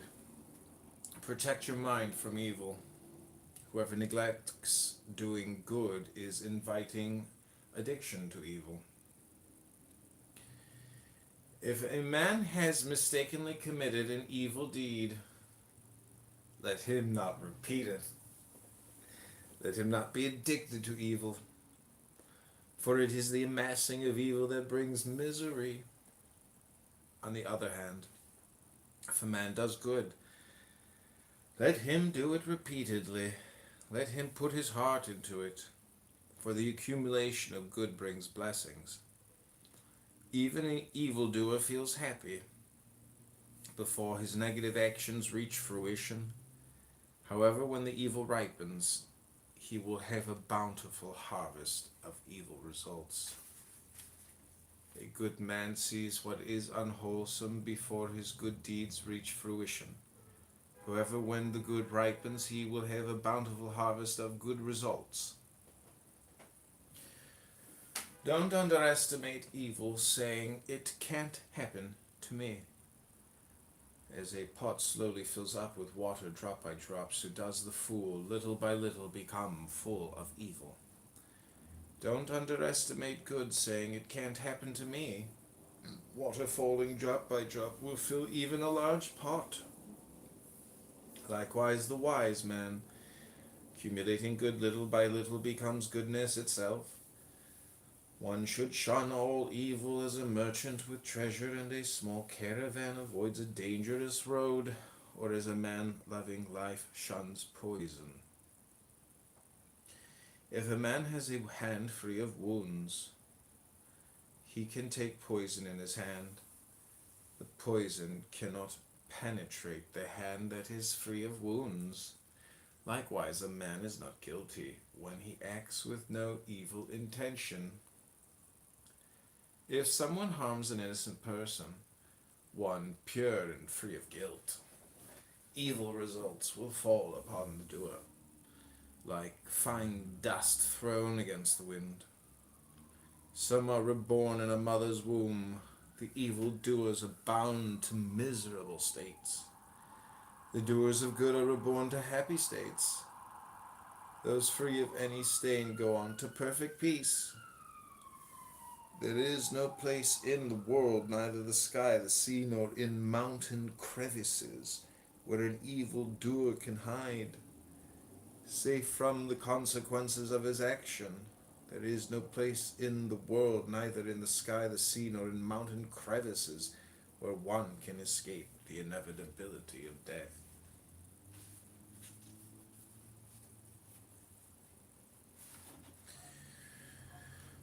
My own mind used to wander wherever pleasure or desire or lust led it, but now I have it tamed. I guide it as the keeper guides the wild elephant. Awake. Be the witness of your thoughts. The elephant holds himself from the mud. In the same way, drag yourself out of your sloth. If the traveler can find a virtuous and wise companion, let him go with him joyfully and overcome the dangers of the way. But if you cannot find friend or master to go with you, travel on alone, like a king who has given away his kingdom, like an elephant in the forest. Travel on alone, rather than with a fool for company. Do not. Okay, this is chapter 10, the rod.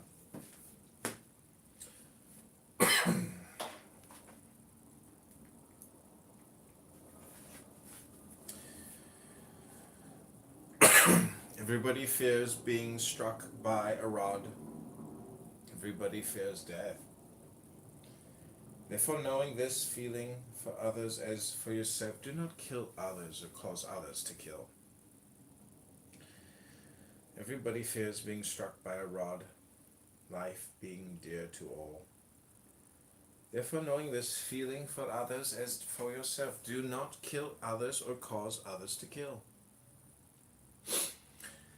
If one pursuing happiness strikes living beings who also strive to live happily with a rod or other instrument, he will reap an unwholesome harvest. If one pursues his own happiness while causing no harm to other living beings who also strive to live happily, he will reap a wholesome harvest. Avoid harsh speech. Angry words backfire upon the speaker. By making yourself as still as a cracked cymbal, not retaliating, you achieve nirvana.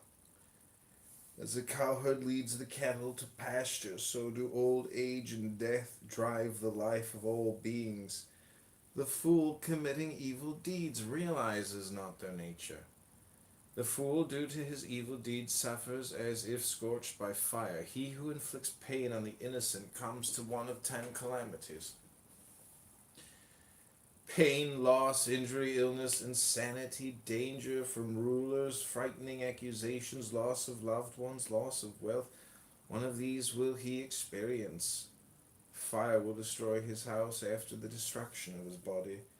The same foolish man will go to an unhappy state, though he does penance through nakedness, with tangled hair covering body with mud, fasting, rubbing himself with ash, crouching in a posture of humility.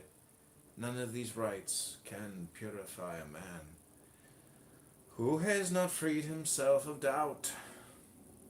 Regardless of attire or adornment, the guiltless one, calm, self-restrained, chaste and resolute, refraining totally from hurting living beings, is the Brahmin, the recluse, the monk. It is the rare being who is restrained by self-direction, who does not invite reproof, as a good horse does not invite the whip. Be like a good horse, touched gently by the whip. The horse moves forward with full power and energy.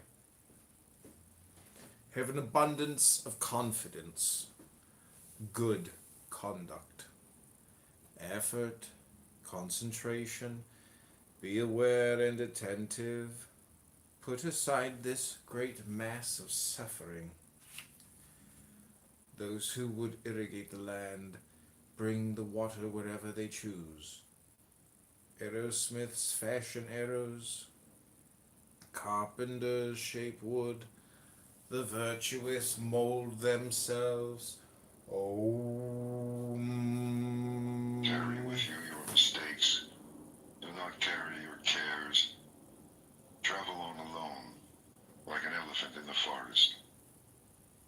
To have friends in need is sweet, and to share happiness, and to have done something good before leaving this life is sweet, and to let go of sorrow. To be a mother is sweet, and a father.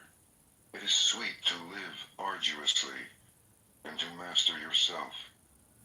Oh, how sweet it is to enjoy life living in honesty and strength, and wisdom is sweet, and freedom.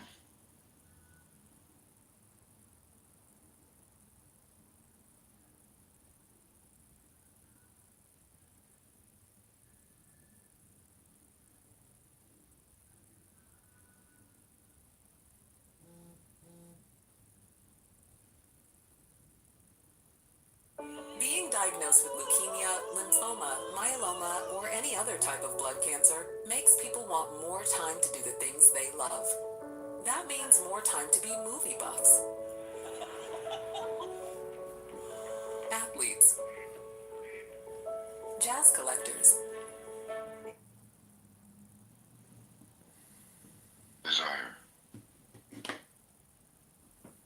If you sleep, desire grows in you like a vine in the forest. Like a monkey in the forest, you jump from tree to tree, never finding the fruit. From life to life, never finding peace.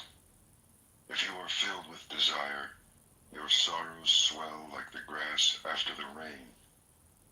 But if you subdue desire, your sorrows fall from you like drops of water from a lotus flower. This is good counsel, and it is for everyone. As the grass is cleared for the fresh root, cut down desire, lest death after death crush you. as a river crushes the helpless reeds. For if the roots hold firm, a felled tree grows up again. If desires are not uprooted, sorrows grow again in you. 36 streams are rushing toward you, desire and pleasure and lust. Play in your imagination with them and they will sweep you away. Powerful streams, they flow everywhere. Strong vine, if you see it spring up, take care. Pull it out by the roots. Pleasures flow everywhere. You float upon them and are carried from life to life. Like a hunted hare you run, the pursuer of desire pursued, harried from life to life.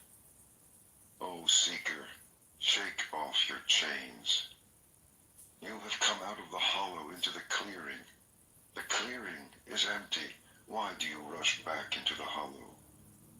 Desire is a hollow, and people say, look, he was free, but now he gives up his freedom. It is not iron that imprisons you, nor rope nor wood, but the pleasure you take in gold and jewels and sons and wives.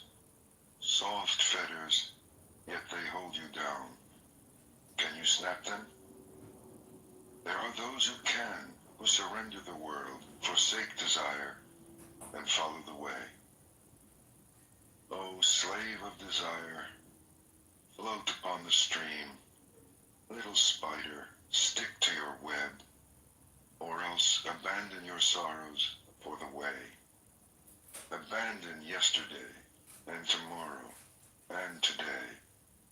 Cross over to the farther shore, beyond life and death. Do your thoughts trouble you? Does passion disturb you? Beware of thirstiness, lest your wishes become desires, and desire binds you. Quieten your mind. Reflect. Watch. Nothing binds you. You are free. You are strong. You have come to the end, free from passion and desire. You have stripped the thorns from the stem. This is your last body. You are wise. You are free from desire, and you understand words and the stitching together of words, and you want nothing. Victory is mine, knowledge is mine, and all purity, all surrender. I want nothing. I am free. I found my way. Whom shall I call teacher? The gift of truth is beyond giving, the taste beyond sweetness, the joy beyond joy. The end of desire is the end of sorrow. The fool is his own enemy. Seeking wealth, he destroys himself. Seek rather the other shore. Weeds choke the field. Passion poisons the nature of man, and hatred, illusion, and desire. Honor the man who is without passion, hatred, illusion, and desire. What you give to him will be given back to you, and more. The Seeker. Master your senses. What you taste and smell, what you see, what you hear. In all things, be a master of what you do and say and think. Be free. You are a seeker. Delight in the mastery of your hands and your feet, of your words and your thoughts.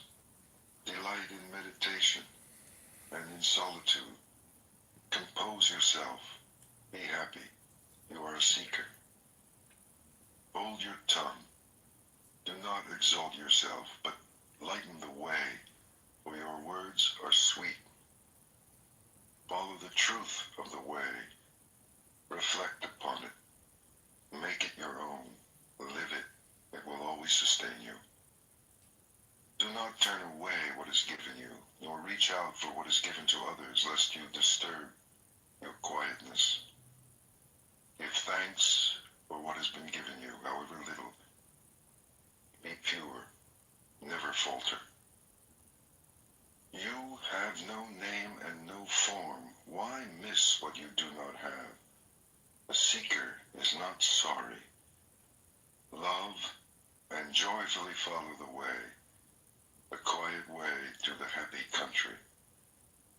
Seeker, empty the boat, lighten the load, passion and desire and hatred, and sail swiftly. There are 5 at the door to turn away, and 5 more, and there are 5 to welcome in. And when 5 have been left stranded on the shore, the seeker is called O Gati Nati, he who has crossed over. Seeker, do not be reckless. Meditate constantly, or you will swallow fire and cry out, no more. If you are not wise, how can you steady the mind? If you cannot quieten yourself, what will you ever learn? How will you become free? With a quiet mind, come into that empty house, your heart, and feel the joy of the way beyond the world. Look within, the rising and the falling. What happiness! How sweet to be free! It is the beginning of life, of mastery and patience, of good friends along the way, of a pure and active life. So, live in love. Do your work. Make an end of your sorrows. Or see how the jasmine releases and lets fall its withered flowers. Let fall willfulness and hatred. Are you quiet? Quieten your body. Quieten your mind. You want nothing. Your words are still. You are still. By your own efforts, waken yourself. Watch yourself. And live joyfully. You are the master. You are the refuge. As a merchant breaks in a fine horse, master yourself. How gladly you follow the words of the awakened, how quietly, how surely you approach the happy country, the heart of stillness. However young, the seeker who sets out upon the way shines bright over the world. Like the moon, come out from behind the clouds, shine. The true master. Wanting nothing with all your heart, stop the stream. When the world dissolves, everything becomes clear. Go beyond this way or that way to the farther shore, where the world dissolves and everything becomes clear. Beyond this shore and the farther shore, beyond the beyond, where there is no beginning, no end, without fear, go. Meditate. Live purely. Be quiet. Do your work with mastery. By day the sun shines and the warrior in his armor shines. By night the moon shines and the master shines in meditation. But day and night the man who is awake shines in the radiance of the spirit. The master gives up mischief. He is serene. He leaves everything behind him. He does not take offense and he does not give it. He never returns evil for evil. Alas for the man who raises his hand against another, and even more for him who returns the blow. Resist the pleasures of life and the desire to hurt, till sorrows vanish. Never offend by what you think, or say, or do. Honor the man who is awake and shows you the way. Honor the fire of his sacrifice. Matted hair or family or caste do not make a master, but the truth and goodness with which he is blessed. Your hair is tangled and you sit on a deerskin. What folly, when inside you are ragged with lust. The master's clothes are in tatters. His veins stand out. he is wasting away. Alone in the forest, he sits and meditates. A man is not born to mastery. A master is never proud. He does not talk down to others. Owning nothing, he misses nothing. He is not afraid. He does not tremble. Nothing binds him. He is infinitely free. So cut through the strap and the thong and the rope. Loosen the fastenings. Unbolt the doors of sleep and awake. The master endures insults and ill treatment without reacting. For his spirit is an army. He is never angry. He keeps his promises. He never strays. He is determined. This body is my last, he says. Like water on the leaf of a lotus flower, or a mustard seed on the point of a needle, he does not cling. For he has reached the end of sorrow and has laid down his burden. He looks deeply into things and sees their nature. He discriminates and reaches the end of the way. He does not linger with those who have a home, nor with those who stray. Wanting nothing, he travels on alone. He hurts nothing, he never kills. He moves with love among the unloving, with peace and detachment among the hungry and querulous. Like a mustard seed from the point of a needle, hatred has fallen from him, and lust, hypocrisy, and pride. He offends no one, yet he speaks the truth. His words are clear but never harsh. Whatever is not his, he refuses, good or bad, great or small. He wants nothing from this world and nothing from the next. He is free. Desiring nothing, doubting nothing, beyond judgment and sorrow and the pleasure of the senses, he is moved beyond time. He is pure and free. How clear he is. He is the moon. He is serene. He shines. For he has traveled life after life the muddy and treacherous road of illusion. He does not tremble or grasp or hesitate. He has found peace. Calmly, he lets go of life, of home, and pleasure, and desire. Nothing of men can hold him.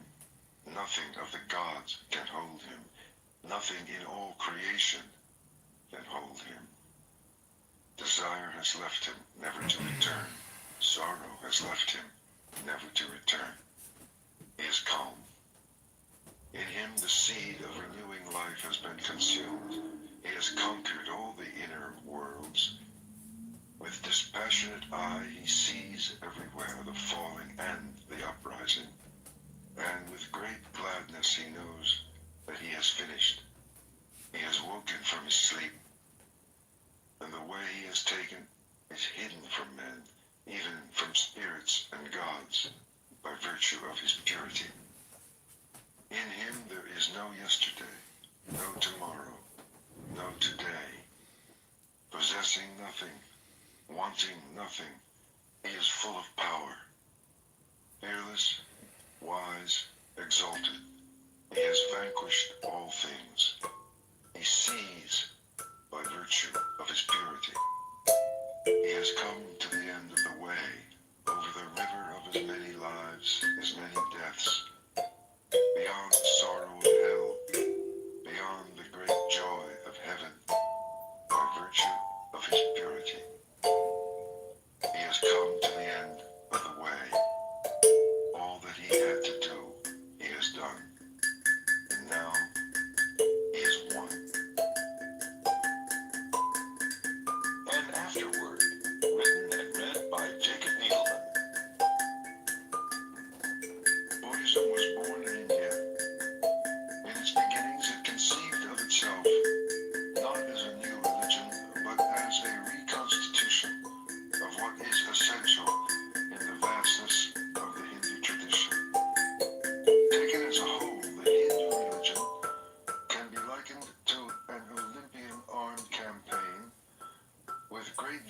dispersed abroad, their huge armies and infinitely variegated weaponry converging upon the enemy, the ego, under some divinely conceived master strategy. Okay, this is called Old Age. Can there be joy and laughter when always the world is ablaze, shrouded in darkness? Should you not seek light?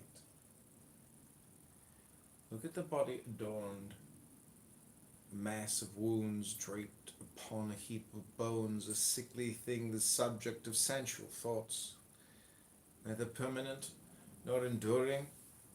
The body wears out, a nest of disease, fragile, disintegrating, ending in death.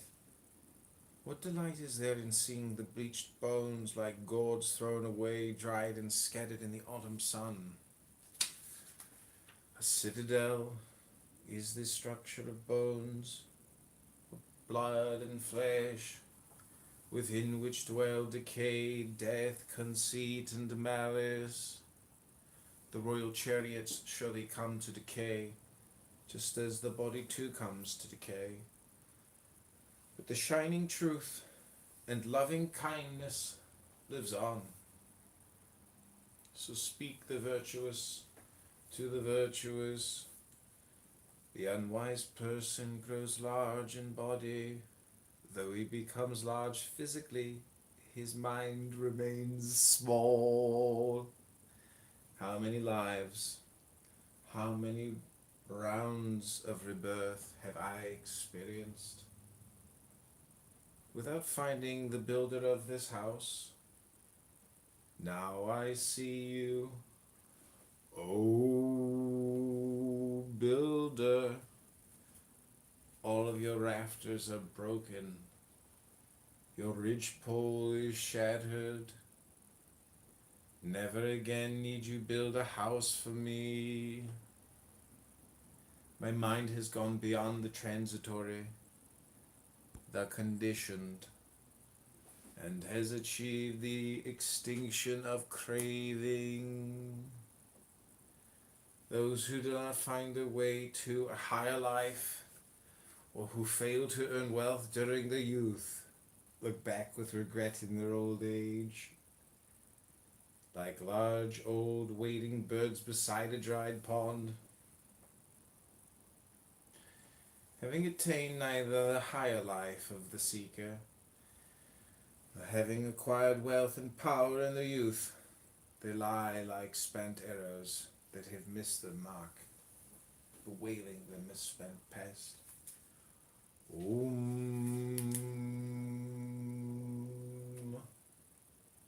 Self. If a man holds himself in high esteem, let him be vigilant. A careful observer, day and night, during any of the 3 watches of life. First, one must establish one's own high moral principles, then preach to others. Very difficult it is to restrain oneself. Let one mold himself in accordance with the precepts he teaches. There can be no gap in credibility and no disgrace. Only the self shelters the self. What shelter could there be outside the self? With oneself thoroughly tamed, one gains a shelter rare.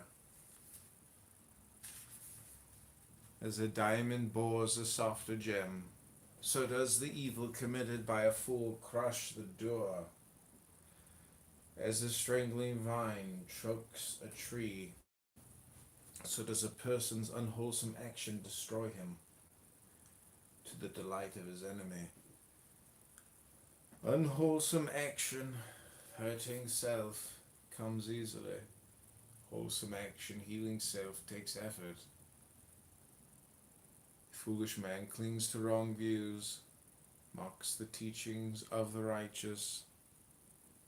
Such a person reaps what he sows. inviting ruin and destruction, like the fruit-bearing bamboo tree. By oneself is evil done, by oneself is one made impure, by oneself is evil undone, by oneself is one made pure. Each one is responsible for purity and impurity. No one can cleanse another. One should not neglect one's own moral good for the sake of another's. Learn first before teaching others. Let each one embrace his own truth and devote himself to its fulfillment. Om.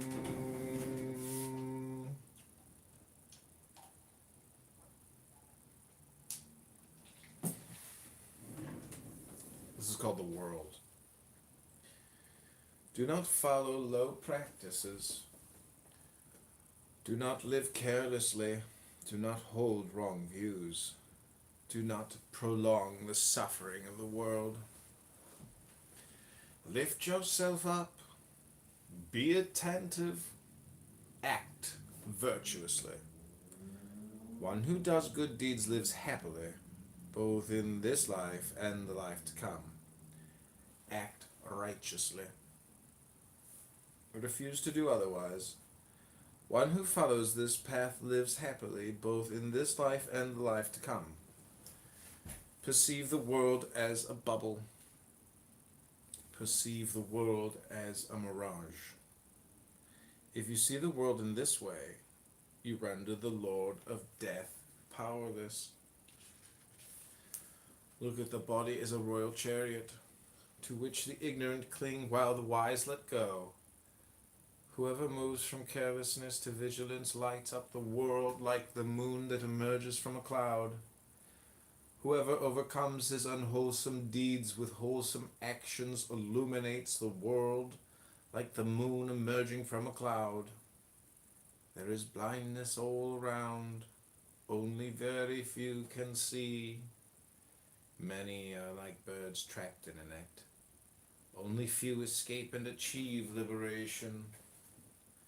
Swans fly in the sky.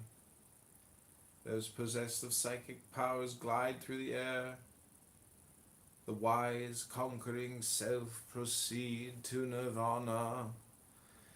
A man who violates even one spiritual law, who is dishonest and telling lies, unconcerned with the life hereafter, there is no evil such a one dares not do. Those closed off from generosity do not enter the realm of gods. Fools do not praise generosity. The wise rejoice in generosity, and by that will be happy after death. Better than the sole rulership over the world, better than going to heaven, better than lordship over all the worlds, is the fruition of the stream winner's path. Om. Compared to this, Buddhism appears upon the Indian scene as a direct, hand-to-hand attack with no holds barred, striking instantly and mercilessly at the enemy's weakest point.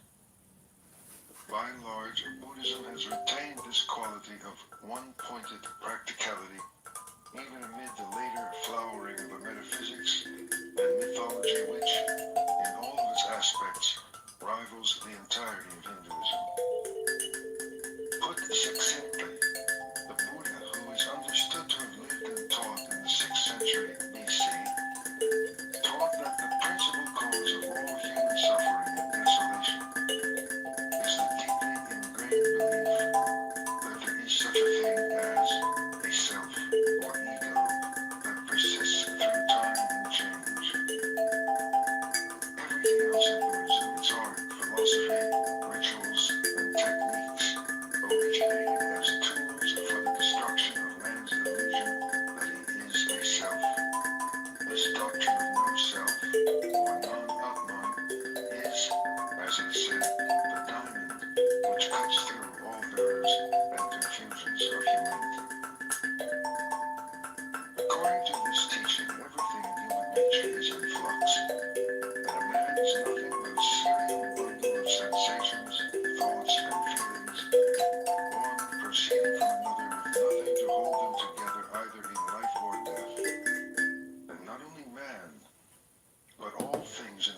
lives are without self, without a fixed nature that abides from moment to moment. In the endless and rigorously determined chain of cause and effect that constitutes the universe, we human beings fail by fixing our interest or desire upon one or another phenomenal aggregate, either within ourself or external to ourself. Therein is the root of all our sorrow. What can liberate us is the deep and thorough understanding of all things, including the personality, as causally determined processes of becoming. Consciousness, meaning the totality of thought, feeling, perception, sensation, pleasure, and pain, is not a being, but a passion, not an activity, but only a sequence of reactions in which we, who have no power to be either as or when we will, are fatally involved. Individuality is motivated by and perpetuated by wanting, and the cause of all wanting is ignorance. For we ignore that the objects of our desire can never be possessed in any real sense of the word, ignore that even when we have got what we want, we still want to keep it, and are still in the state of desire. The ignorance meant is of things as they really are, and the consequent attribution of substantiality to what is merely phenomenal. The seeing of self in what is not self. At first glance, this doctrine of no self seems in direct opposition to the Hindu view. But if there is any general view, as opposed to dereliction of duty or just like negligence on the part of the police, not the privileging of like Asian rape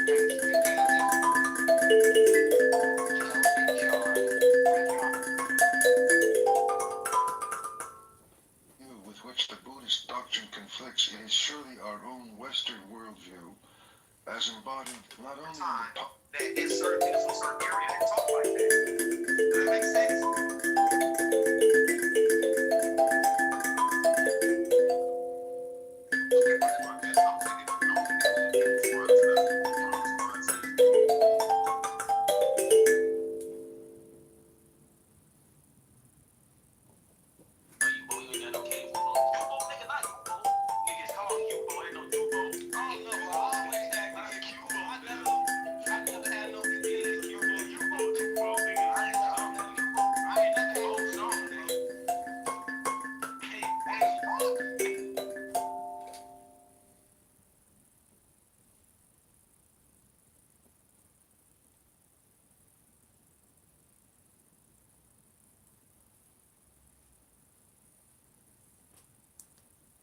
are included, which, by the way, from Alaska, you can see Russia from your backyard, nearly a year after the 2024 election.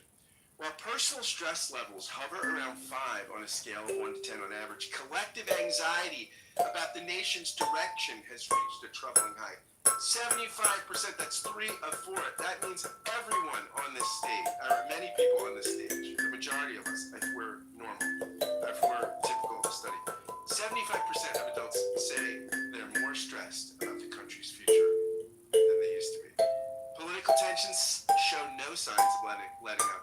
76% of adults call the future of the nation a significant source of stress, a number that has held steady since before the 2024 election, when it stood at 77%. So we're down a point.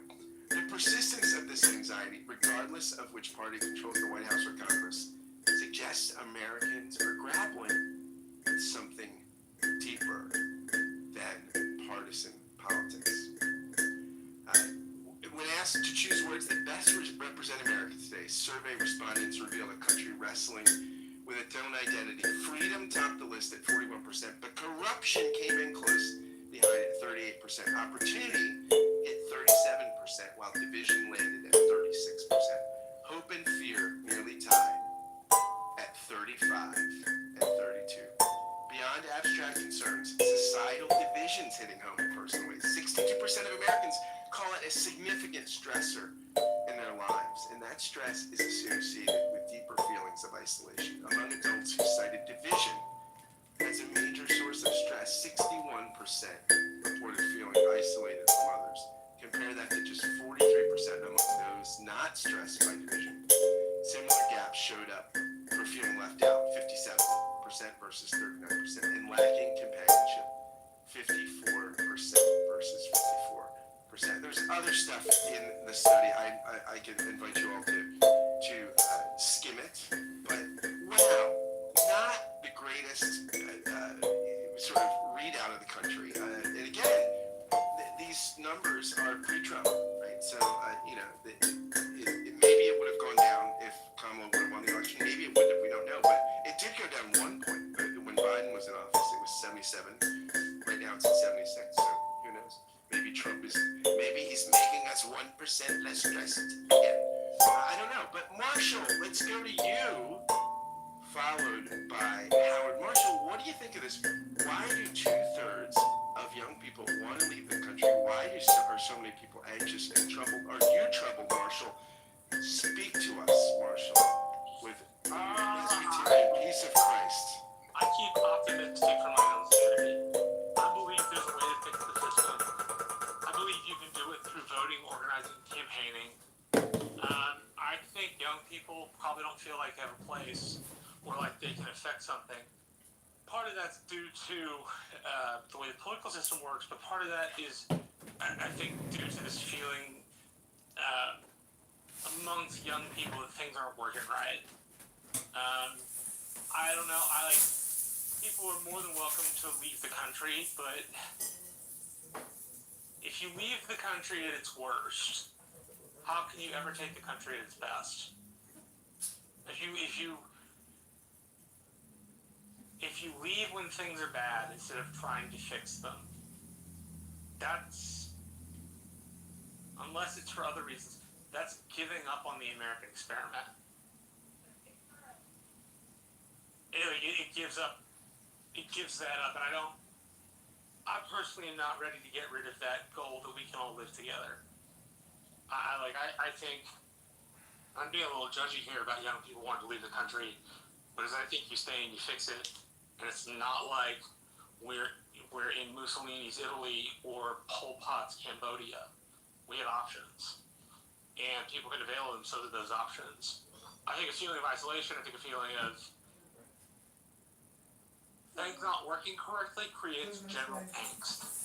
And that general angst, I think, affects young people. Growing up around computers in a way that millennials did not has made young people, I think their minds are a little short-circuited. Well, short attention span, but most Americans are that way. Model. I don't know. I think ultimately there is this feeling that America is not going to be well. And I think the feeling that we're not going to be well drives a lot of these people want to leave. And as I said, I think you stay and you fix the country.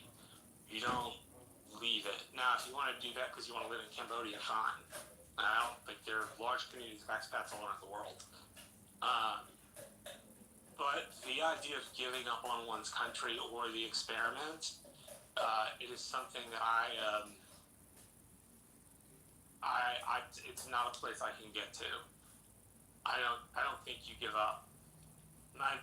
Maybe I'm phrasing that incorrectly, but it feels like people are giving up.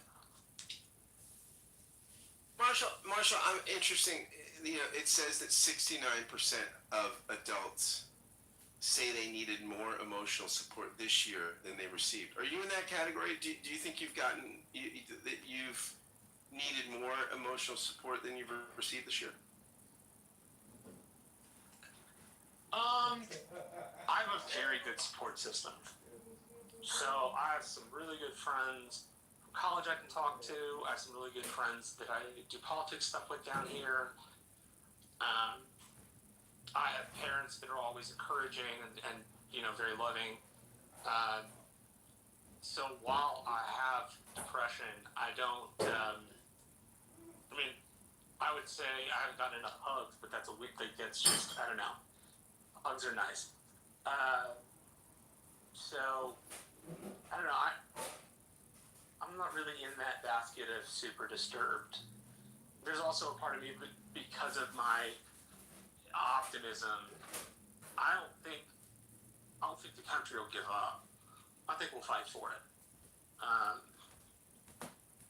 But yeah, I'm not among that group of people who need more emotional support. I have a wonderful system. Well, everybody, you heard it here first. What do you take from that? Marshall's doing great. Maybe we should all become Presbyterians and move to the border. Howard, followed by, Alan's running a business, so Howard, we're going to go Howard followed by Tiger. Howard, how are you doing? How are you all? Hey. What do you think of this planned exodus or desired exodus of the young people? By the way, Scott, great find, and I love Drudge, so he's always a good resource. That's, for whatever reason, I tend to forget about him, so I'm glad you brought that to awareness again. Yeah, where my mind's going on this is basically, call it the personal focus groups I've had, whether it's with my kids, their friends, my nieces and nephews all across the country, kids of friends, and I think there's, the data with support, I think a big part of it is also this, it's not only perception, but it is reality. So the perception is that the previous generations had it actually much better than the current generation.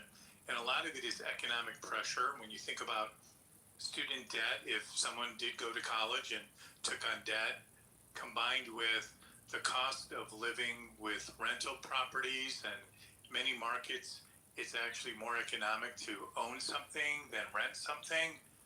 But if I can't save because I'm just loaded with debt, I kind of feel like I'm starting out in the beginning behind the 8 ball, which previous generations didn't have. I mean, there was always challenges, but perhaps not as much as what we see today. And then compound that with what you're talking about, Scott, with whatever, putting any political situation aside, but with AI and corporate layoffs, and I just think a lot of it is driven by economic uncertainty and economic pressures that you could understand a younger American looking to say, hey, could, I go to Costa Rica or Portugal or somewhere where maybe I've got just a better chance to have a better quality of life.